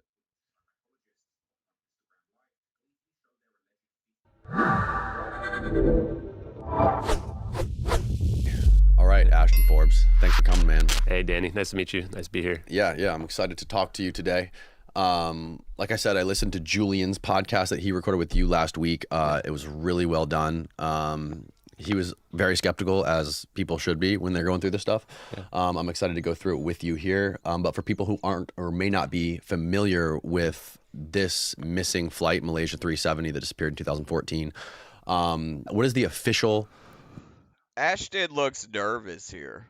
That's one of the first things I noticed was he seems uncomfortable. He knows Danny's not going to be easy on him. Narrative of what happened to that plane that disappeared, and how did you get interested in it? And maybe even before we go into that, like, let's talk about your background. Where did you come from? What do you do for a living? And how long have you been like a investigator? Yeah, I've only really been an investigator for about 3 months. So, what I like to say is I'm nobody special. I am just passionately curious, which is an Albert Einstein quote. And I've always been passionately curious. That's why I'm threatening people that don't believe the way I do. Get the fuck out of here. You're not passionately curious. You're grifting. You don't want to work. It's not even complicated. Interested in plane crashes, mysterious plane incidents, just because I have a fear of flying. My background's actually in healthcare IT. I'm an analyst, consultant, database architect, whatever you want to call it. But maybe that analytical mindset has kind of led me to be a good person that would actually be able to dig into this investigation, figure out what really happened. I think what we're dealing with here is potentially the biggest, largest, verifiable conspiracy of all time. The official story of this plane makes very little sense. Oh, yeah. They have this plane. I know. I've seen the Nobel Prize stuff. And he hasn't validated anything. In contrary, he's actually admitted. I showed it earlier that it's not real. Oh shucks, I was wrong. Now where's my Nobel Prize? Going dark 40 minutes after it takes off. It flies over Malaysia. The government doesn't send any jets to track it. This plane goes into the Andaman Sea. They lose track of it. They just let it drift off into somewhere where we don't know where it went. And then the official story says this plane turns into the South Indian Ocean. This entire narrative is built on these Immerstat pings, which weren't released right away. They waited weeks. It is a strange case, what happened to that airplane. But doesn't mean you grab a random clip of a random airplane and say that's what happened to it. Weeks and weeks to release them to the public. You'd think if we're trying to get to the bottom of a mystery, trying to find out where this plane went, you'd make that data available right away. So this narrative got built that, well, this pilot must have taken control of the plane, must have flown it rogue, out into the South Indian Ocean, and then supposedly crashes it along what they call the seventh arc, which is the last ping that the satellite got from the plane. And this ping is somewhere down near Australia. Now, the problem is we looked over there and we didn't find anything. So as we're digging... The ocean is big, you dummy. They'll do sweeps for years, and then they find it one day. It's... Here today, we're going to present an alternative theory. A theory that is supported by more evidence than any other theory to date. One that will present a fire scenario. There's an no emergency evidence. event where this pilot isn't somebody to be vilified. They're potentially a hero who's trying to save the plane in a doomed situation. Oh, now he cares about the people on the plane. Remember the clip earlier where he said, who cares what happened to the people? All of a sudden he cares about the this pilot might have actually been a hero. And then it's going to get a lot crazier than that. So your background's in healthcare IT. What is specifically do you do? One thing about Ashton is he puts on a good act when he goes on these podcasts. He definitely puts on the game face, doesn't he? Totally different person than you'd encounter in a UFO Twitter space, with Tupa and Shane and the rest of the scumbags. Are you like you're running the computers that this health care company works on and operates on, the software programs, or like what exactly is entailed in that job? I can't speak much about my job because I don't have a media clearance to speak about exactly what I do. Mm-hmm. What I can say is I do have a government clearance that is top secret, as I'm told. I mean, I don't want to speak about my job, and I work in retail. Like, I wouldn't give details about the operating procedures, right? Like, he does that to build himself up and make himself seem mysterious. It's bullshit. Told related to what I do. Doesn't have anything to do with UAPs, doesn't have anything to do with advanced technology or anything that we're going to see in these videos. But like I said, my job I would consider to be like a database architect, and I've done this job for over 18 years now at this point. Did you go to school for this kind of stuff? I'm a business major, actually. Oh, really? So I was a marketing and finance and international business major. I was always interested in economics, but I did. Why, if he had all these interesting career paths, why did he decide? Like, what happened in Ashton's life where it's like, well, this isn't working out, or I'm bored, so I'm going to start grifting online? It seems like grifting online would be more of a headache and more work than just following these promising career paths.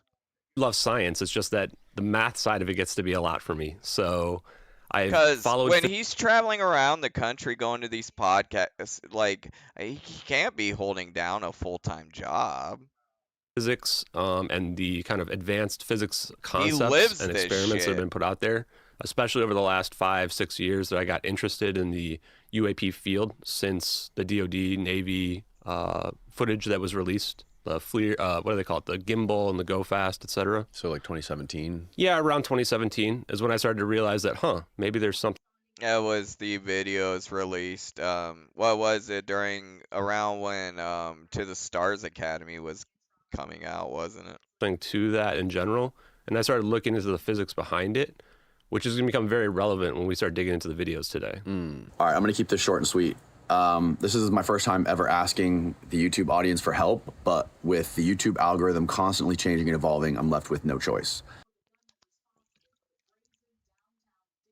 What are you doing, bro? You going DSP on us? People from the community started digging into them, finding out like, well, can we verify certain aspects of these? So for over, I would say 11 days or so, that was every single post on the UFO subreddit was about these videos. People trying to debunk them, people trying to authenticate them. And that's when I started to like save all. They did debunk them on Reddit. That's where the portal image came from. Someone from Reddit sent it to the Corridor Crew guys. So they had already debunked it on Reddit. He leaves that information out. All of those threads and started posting them on Twitter because I thought this information was pertinent. And I started posting them on Twitter. Basically, I needed a new audience to push the lies on. And I found these guys over on UFO Twitter, Tupacabra, Red Panda Koala, who are willing to sell their souls. And that's exactly the story I gave. I didn't see anybody else really posting it on Twitter. And so eventually it got suppressed. There was a debunk that came out. Yes, a one-day-old account posted an image from a software claiming that this effect that we're going to see in our videos supposedly came from this low-quality 90s video game. And that got bot upvoted to the top of Reddit, had all these awards given to it. The comments were extremely suspicious in the thread, mentioning, oh, thank God we don't have to talk about this anymore. The account was 1 day old. Said a video game. I was under the impression it was from a graphics package that you used to download back in the day. Icy Slide, which actually stands for, it's a play on words, which can just mean Intelligence Community Forum Sliding. And so it's a suspect account. It didn't answer any questions at all. This thread was actually used to shut down the conversation on Reddit entirely. Well, I mean, if you acted anything like you do over there on UFO Twitter, they probably didn't want to collide with you, dude.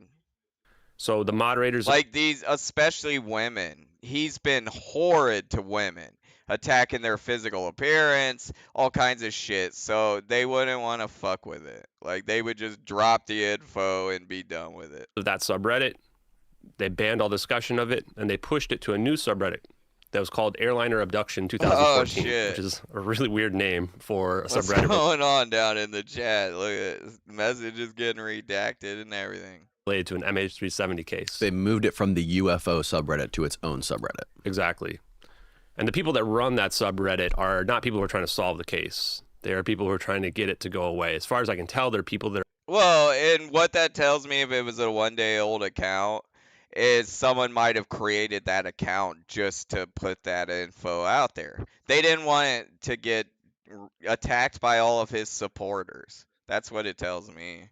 That are related to debunk forums that are out there that are trying to prove that it might not be real.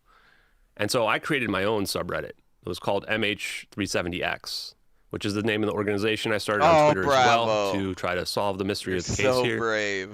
And the same day that I revealed my identity, and I knew that when I would reveal my full identity, that there would be attacks.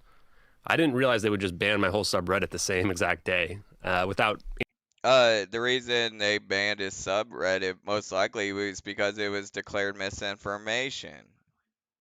Any warning, without really any justified cause. I think that they said I violated the moderator code of conduct, which is like pretty hard to believe on Reddit, where like people just get banned for posting on certain subreddits from other subreddits with no rational reason whatsoever. You violated the moderator code of conduct. To be fair, I'm not real familiar with Reddit, using Reddit a lot. I don't know what the guidelines over there are. If you're posting complete bullshit, it seems like something, but I don't know. Conduct. Did they say what part of how you violated it? Not only did they not say, when I appealed, first of all, they didn't respond to my first appeal for over 7 days. And then they told me to like put in a new appeal. So I put in a new appeal, and I get a response the next day saying, yeah, we're not going to unban your subreddit, but we can't give you a reason why. It's like that is kind of weird. So Ashton uses things like this whenever he runs into problems, you know, whether it's content creation, it's got to be a conspiracy. They don't want the truth about the stupid videos out. He uses these and adds them to the story. Even though everyone has problems on social media accounts, sometimes your shit goes down for wrong reasons. Like T.O.'s account, you know, for no reason, saying he was impersonating people. It happens. Nova's account got locked recently. Why can't you give a reason why? That's absurd, right? But I think they probably had a reason, though. You still post on Reddit? Yeah, so I can, but like they've been banning me as well. Just like I would get bans for like 3 days for harassment, where like I've never harassed anybody before. I've never harassed anybody before. I don't think that's true, Ashton. I just don't think that's true. Why would they ban you for harassment? I think it's for messaging the moderators in general. Danny Jones, he knows the rumors. He's heard the rumors. That was a loaded question. Why would you get banned for harassment? He's testing Ashton. And look at his face here. Dude, if I was in that situation, I would have been like, oh man, sometimes I'd be a dick on social media. Like, but look, I've never done a single thing. That's what these guys do in those situations. That's why they're all phonies. None of them are, you know, like real. They're pod people. Look at him. All they care about is their lame ass credibility on ufology and podcast appearances. So the moderators of those various subreddits hate me with a passion of 1,000 suns. Oh, I wonder why. I think it's due to the fact that, like, when I first started posting on that airliner abduction subreddit, I wanted to get real information out there because I saw so much misinformation being posted on the subreddit. I could realize that, in my opinion, that their goal was to make it so that the case never got solved, that nobody was putting real information out there. So I started posting my information. I'm the #1 contributor of that subreddit. So that would have to mean what? Whoever is over trying to cover up the MH370 situation has their hands on Reddit also? I have the top post on that subreddit. They ended up banning me from the subreddit. And they started putting tags on my content because other people started posting my content there. And they started putting potential scammer tags on anything that was related to me.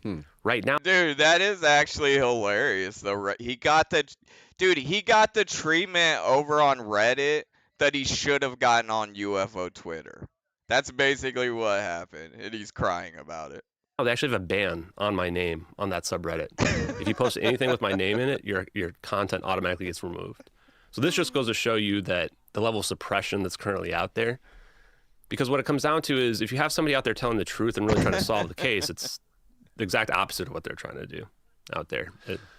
So they claim they banned you for sending messages to the moderators of these subreddits. What kind of what kind of messages were you sending them? Were you sending them? Was it like very? Danny Jones knows. He's probably gotten, just like I did today, my DMs loaded up with people. There were too many of them to show all of them. Polite, or was it a little bit harsh? No, were you? Yeah, originally it was pretty polite. You know, in terms of like, why are you letting people like harass me? Because there's people constantly harassing me on those. Oh, you're such a victim, Ashton. And nothing would happen.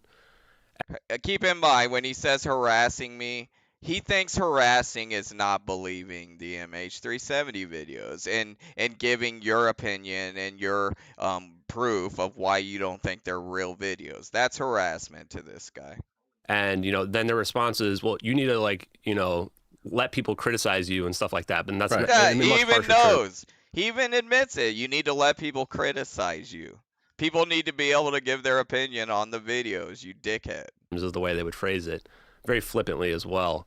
And so flippantly. When they started posting the potential scammer stuff, that's when I just straight up said, like, hey, if you don't remove this, I'm going to send you a cease and desist. I'm going to find out who you guys are. This is defamation. You know, this is not cool that you're doing this. Threat and lawsuits. Because, you know, I'm not a public figure. I mean, maybe I am now. I don't know how that really works. But I think that the idea where you can just, like, try to tag people with this stuff, is like stuff like that's inappropriate. So I actually did send a cease and desist to Reddit.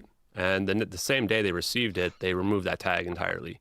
And so they claim that that's me, like, threatening them. I guess, like, if, you know, defaming somebody and telling us, like, letting them know that, like, being defamed is not cool is a threat. Then defamed, being defamed. And, you know, maybe they're right. But in my opinion, it's just a matter of, like, defending my good name and my reputation. Okay. Yeah.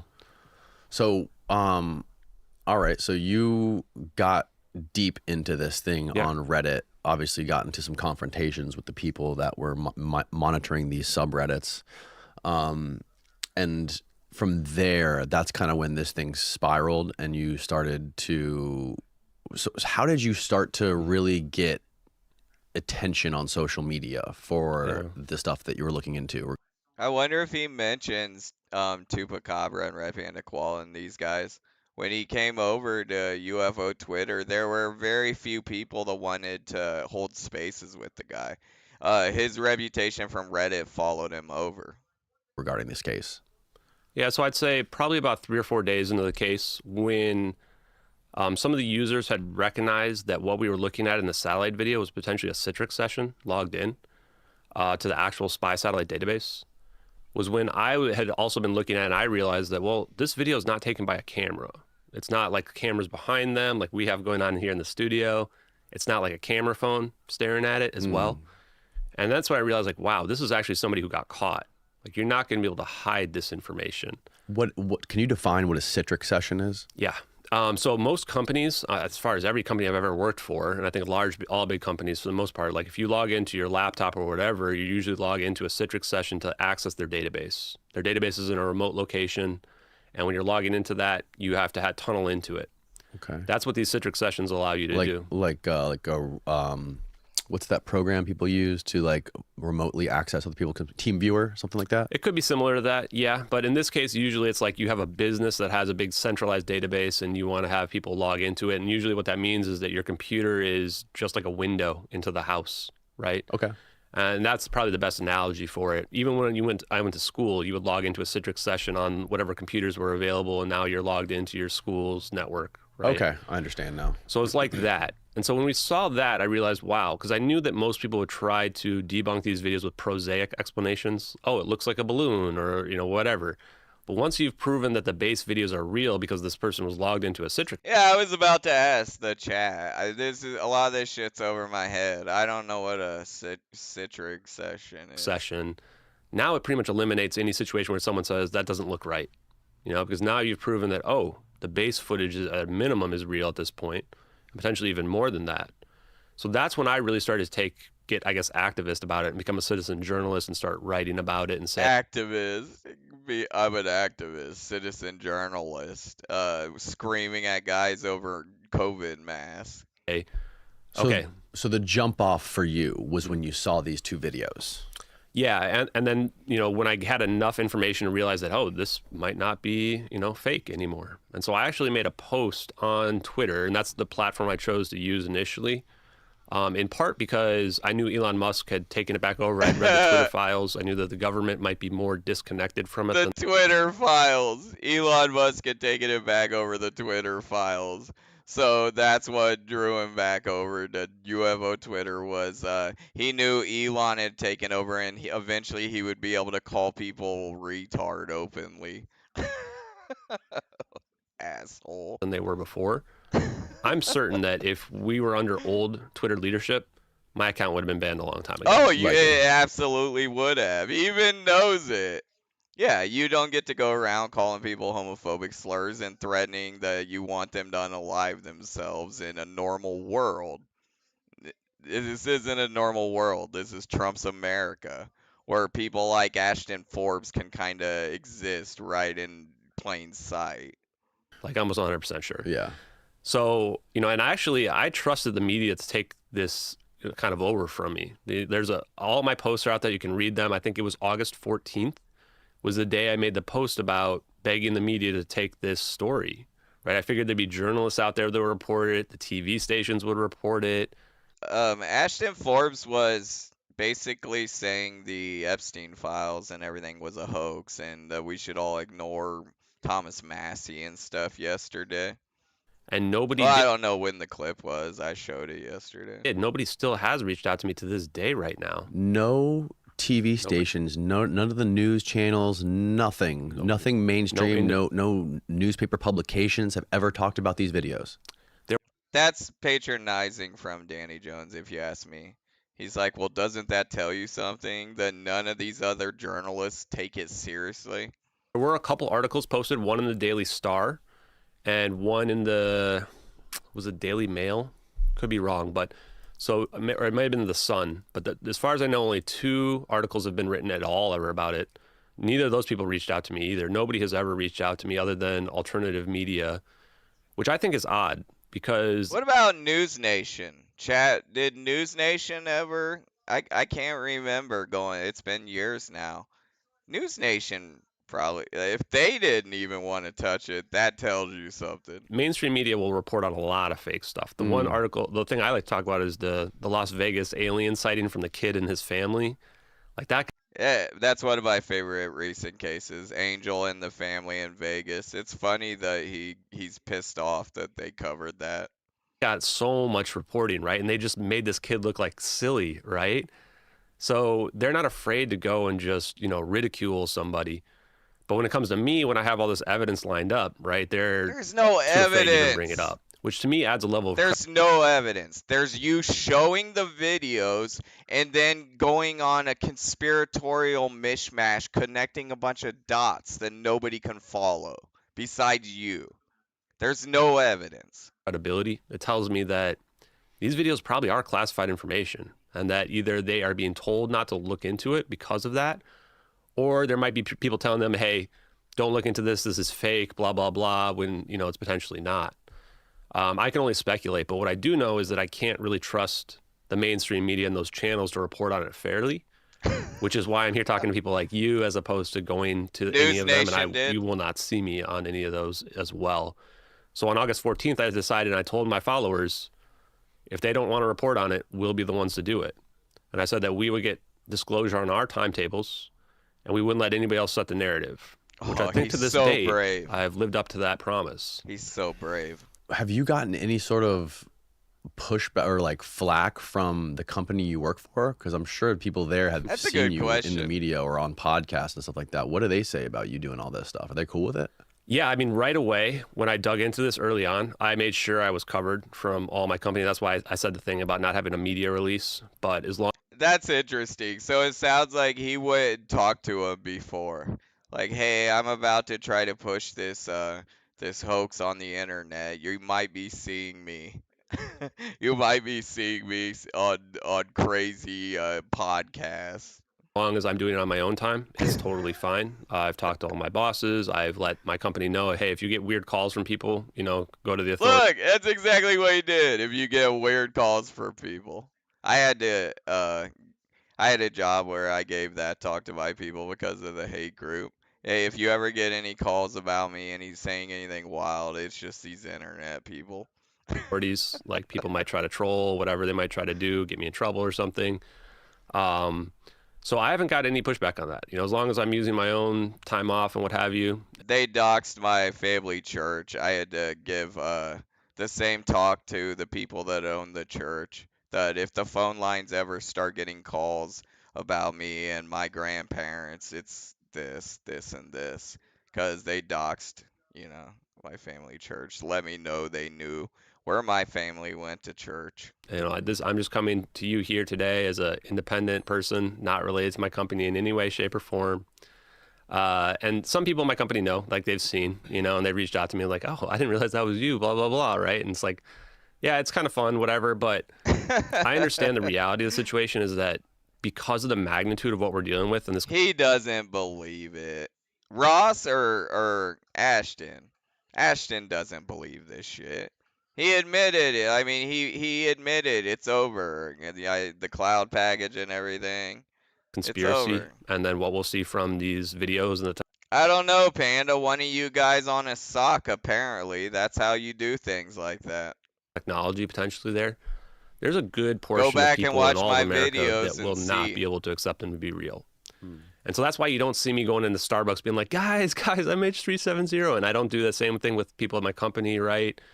People want to talk to me about it. Sure, we can talk about it in private.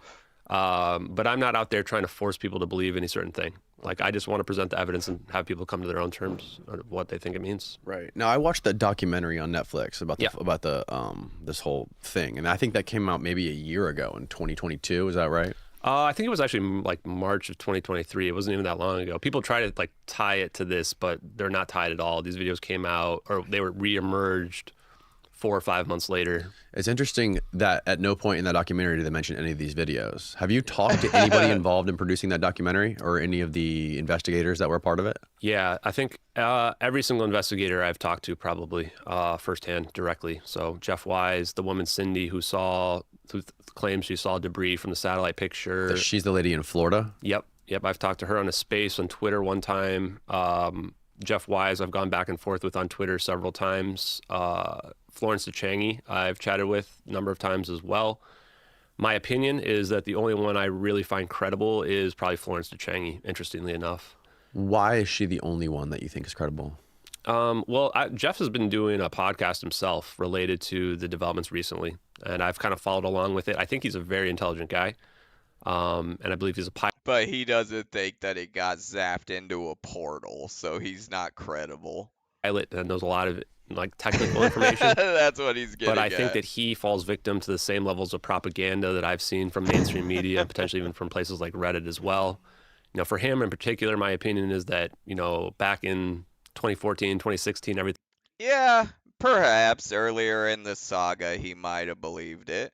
I mean, just like I admitted, when I first saw the videos, I found them interesting. Thing was about how bad Russia is, and probably still is to this day, but going all the way back to Crimea, etc.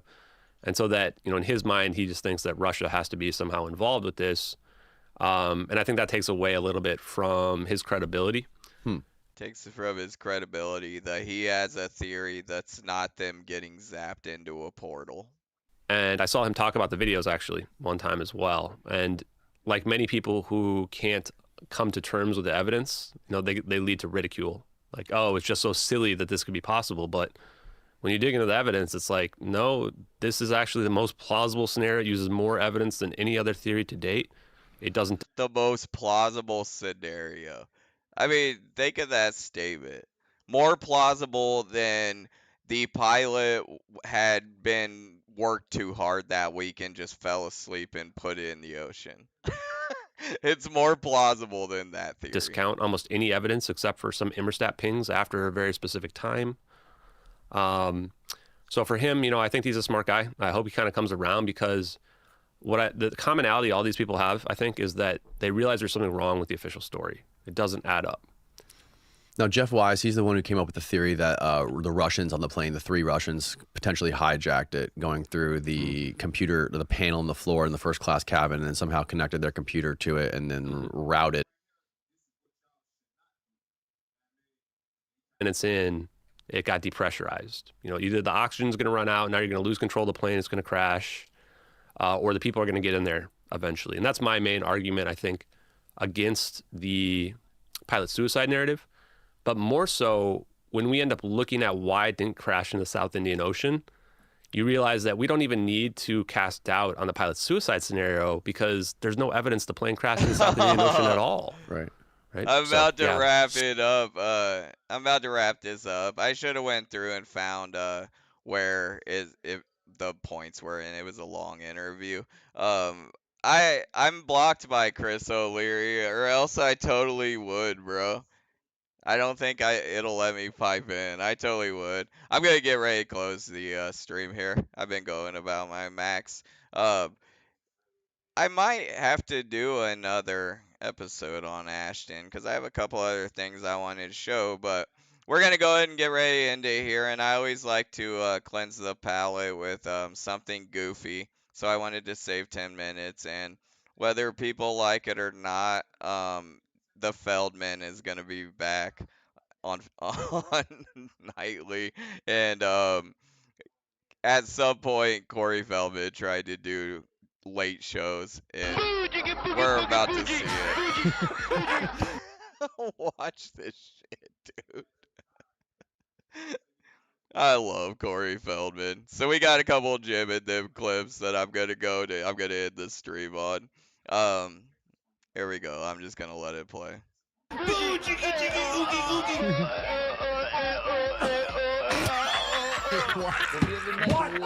fuck are we watching? Shut up, Mike. We're doing this all night. What is this? And you better treat me with respect or I'll kill you. Hi, hey, over here. Hey, what's up? Corey Feldman here. Prepare yourself for a TV experience like you've never experienced before. From filmon.tv, Corey Feldman presents Angels Talk Live. This is when Corey's Angels were first created, and these are the girls he would pick up at the bus stops and stuff and be like, hey, come live with me in my weird mansion. He calls it the Feld Mansion, and I'll make you a celebrity. And because he was in all these, big movies, they fall for it because they're like, oh, he's going to put me in the movies. And then they find themselves dressed in these awful outfits doing things like this. All right, so yeah, it is Angels Talk Live. Well, here we are, another Fred Durst. day. Look, Fred Durst. Feldman has a weird friendship with Fred Durst. And look at this. Watch this skit they do. On the porch. Nothing exciting ever happens around here. Well, my mama caught her smoking crack and hanging out with those 5 guys again. Hate when she does that. Did she fuck feel them? real uncomfortable. Is she when I'm fucking in the them, I house, wonder? You know what I'm saying? Yeah, my no, brothers. Can't do it. Can't do it. And Just another stone thing I facing can't them. stand, Yeah, I like that cannot Fred stand Durst's them nose telling damn them. celebritos. With celebritos, what are they called in Hollywood? I call them celebutards, man. Celebritards. All right. Pretty Well, you good. know what? They suck. Mostly. There's a good one every once in a Fred Durst is so regretting that he agreed to come over and do this. while. That Hey, Hollywood Bruce shoots Willis out to don't us. suck. Bruce Willis, his daughter's pretty hot. I'll tell you that. Do you much. think this is scripted, or do you think they're just going? Jim, before I answer, I'd like to know what you think. I don't think it's scripted. Yeah. I think they're like, hey, what if we're a couple of trailer park guys? Well, Durst is doing it. He's yes-anding. He's writing character. You could see why he could be a director. Durst is dedicated. I dedicated. mean, he's awesome, man. He's a serious actor. Have you ever seen that daughter of his? Oh, Corey. she got quite a on that girl. Corey. I would like to talk about women that I way. would prefer her over a sheep. Hank, listen, man. That's Corey, calm down, bro. Somebody or Well, that's what the hell I like that. That was real shit. I was even about to say, Yeah. Corey keeps aiming in this bad direction, and I'm not saying that Fred Durst is like a hilarious guy, but it's clear that he wants to try and make it something else. Yeah, someone just in the chat. What are we watching? Get real. It's wild that Corey's like when they ad-lib these goofy skits, it goes like hyper-sexualized humor when his other personality is pushing all this victimized of abuse stuff. Like, and he's talking about Bruce Willis's daughter. Real. Yeah, we're watching the best thing we've ever gonna see. Can you help a guy for liking some ass? I like me some ass. Nothing wrong with that. Have you ever the back of a sheep? They got some nice fur. They got that curly hair. You can just kind of run your fingers through it as you get all comfy in there. You know what I'm talking about. Don't play Mr. Innocent. God damn. All right, I got a little bit of one more. Bottom of the barrel, like freestyle. Well, He tried to basically do like a Howard Stern show at one time too. This one's funny also.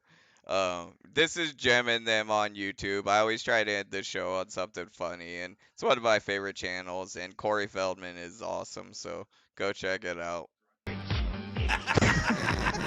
Alien girl dance. think he's on Alien the girl back. dance. physical comedy. Oh, that's what we did. They cut it so it doesn't look right. Well, now he's like, stop the show, stop Yeah. the show. All right, fair enough. That's great. Yeah, for those wondering, this is the new documentary that they released. We didn't want to spoil it, but we have the new doc. Produced by Jim Cummings. It's just this for an hour. And you better treat me with respect or I'll kill you. It's lost media at this point. He did have a Corey's Angels talk show that was on now defunct channel. If you Google it, there's some pictures of him where he kind of looks like Tony Clifton almost, where he's wearing a fake mustache He or tried. beard or It's something, everything. and a wig, and he's like interviewing people. Corey tries everything, bro. Like, I mean, that's the thing about it is when he realized he wasn't getting cast in these big movie roles anymore, he tried everything. On a red carpet somewhere trying to do bits. Yeah. Someone said they emailed the link to the lost video. What, from the show? That's what they said. Let me see. No, good shit. Thank you, Lola. Welcome back to Corey's Angels Live Talk. And this is the last part of the show. This is a very special part of the show. Him and I Look how the camera was moving all over. are going to perform a little a cappella because we didn't really perform anything, but we do This shit is so awkward. Watch this. have a new song coming out. All right, here we go. You ready? Ready. You got a Michael Jackson impersonator? I think, is that the guy that says he's Michael Jackson's son? Yeah. Wait, is it B. Howard? Is that? Yeah, it says B. Howard right there. He looks like Michael. Wow. I was walking down the street, was searching, cause I'm This goes on for 6 more minutes. And then I saw. wanting to my knees, cause I'm hoping. This is awesome. Watch what he does Like, to you see the this side guy. of the green I was screen gonna say, sometimes. is that? I guess that's a stylistic choice, maybe.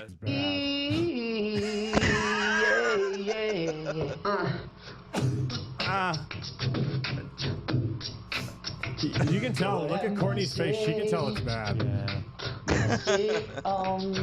Look at her like side dancing back and forth. Yeah, this is like this is a random, like back in the Stickum days. This is like a random stream you stumble upon. Yeah. and it's just some weirdo guy by himself. Is a 12-second. Or public access television. Like you would turn it to public access television like 4 in the morning, and this is what you would find. Cutaway on like a Tim and Eric show. Like Absolutely. Public access Yeah. style Public thing. access. I mean, this is why people think it's a bit, because usually this is what you would do as the goof, but he's doing it for real.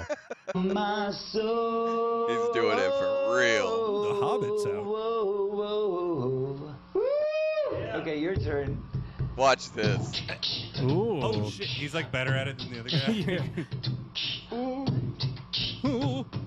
Well, he can't keep time. All of his boobs are like Dude, he puts this guy on the spot, and his beats are so bad, and just watch. different. It's avant-garde. It's cloud rap. Tell me what you're sipping. Corey, Simping. you're doing the right song. You man. got it. You got it. You can't change the song on me. You're supposed to be doing your verse of Lord. Oh, wow. No. There's supposed to be 2 songs. No. You sure? gotta do. Yeah, you gotta do your verse. Uh-oh. Wait, what do you mean? There's not a song you have prepared. Do your song. And you're doing the music, Corey. What the fuck is happening?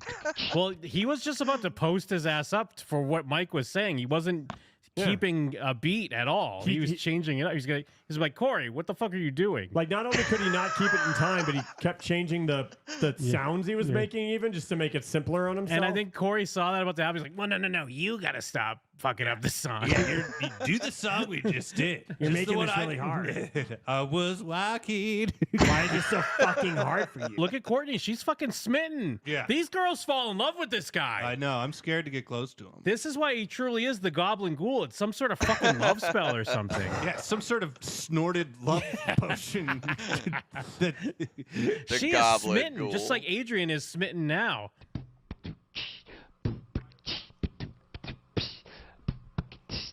I just made it up as I went along. Oh, no shit. All right, hold on. Let me ask you something real quick, okay? Shut up, Corey. He's delaying. He's lame. Can you shut the fuck up? Cocoa Buns. There's a thing you don't do live to people, like guests on your shows, and one of them is to put them on the spot to sing or to freestyle. Rappers, dude, take this real seriously. It's just a rude thing to do. And Corey's been in the business forever. It's like fucking Really? Hail Hydra, like Yeah. Cocoa Buns. Yeah, Cocoa Buns, you Cocoa little... Buns film. But he little doesn't goblin let ghoul. him off the hook. Like, he won't let him off the Much hook. longer. Yeah, much longer. look at Corey's angel starting to know that the wheels are coming off. She's got her hand on her hips. Like, oh shit, this isn't going well. I'm from the future. That up. Go.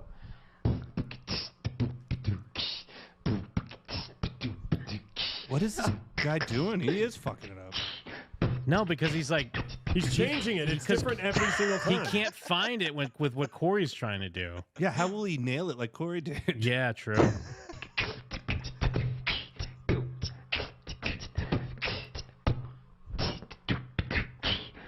This guy's blowing it. Oh, This is what happens. when someone fucks everything up. Yeah, do they got beef? You're not gonna sing, really? Look at him. I'm not gonna beatbox. You just sing. Yeah. Are you serious? Dude. What is this? Okay, so I'm gonna do it, okay? Okay. You sure? Should I do it? Yeah! What's your name? Tell me what you're sipping. I wanna see you I move. thought he was saying simping before. Get your body on me, put your hand on it too, and bring it to me. Look at Look at Courtney dancing. He couldn't help himself. Let B. Howard roll, motherfucker. I love it because it looks like he was about to like harmonize with him, and he's like laid it in. And it's like, wait. Not gonna sing, really? Watch how I'm not gonna Corey beatbox, you leads just in sing. and then he Yeah. starts Are you doing serious? the beatbox again. what is this? Okay, so I'm gonna do it, okay? Okay. You sure? Should I do it? Yeah! What's your name? Tell me what you're sipping. I wanna see you I move. thought he was saying simping before. Get your body on me, put your hand on it too, and bring it to me. Look at Courtney dancing. He couldn't help himself. Let B. Howard roll, motherfucker. I love it because it looks like he was about to like harmonize with him, and he's like laid it in. And it's like, Oh shit, that has me cracking. That clip cracked me the fuck up. I don't know why. Alright, y'all, I'm gonna go ahead and stream. I actually went longer tonight than I thought I was. I scheduled it kind of bad when we started going through the videos. Like always, I really appreciate everyone hanging out. My numbers from the last episodes have been really strong. They've been increasing each time, so yeah, don't pay attention. Panda coming in here and, crapping on my numbers. What I pay attention to is growth. if I'm making progress and they're growing, then yeah, that's really what I'm looking for. And if anyone wants to support financially, you can do so at buymeacoffee.com/TeeJay Felony. You can support anonymously. Just leave your name blank. You gotta put your email address in, but nobody sees it. If you haven't subscribed, and go subscribe to my channel, like, subscribe, share all that stuff. I will be live again tomorrow night, most likely. If not, for sure on Friday night. And yeah, love that we got people coming through the channel. It's been really fun, this project, and I'll keep doing it as long as people come and hang out. Even people from over on, you know, that might not have always been friendly towards me and my friends in the past. Everybody's welcome. Nobody should be getting bullied or anything in my chats or nothing like that. So yeah, it's great to see people coming through. And I will see you all tomorrow night, most likely. Peace out. Be good to each other. I'll probably be over on X here in a little bit.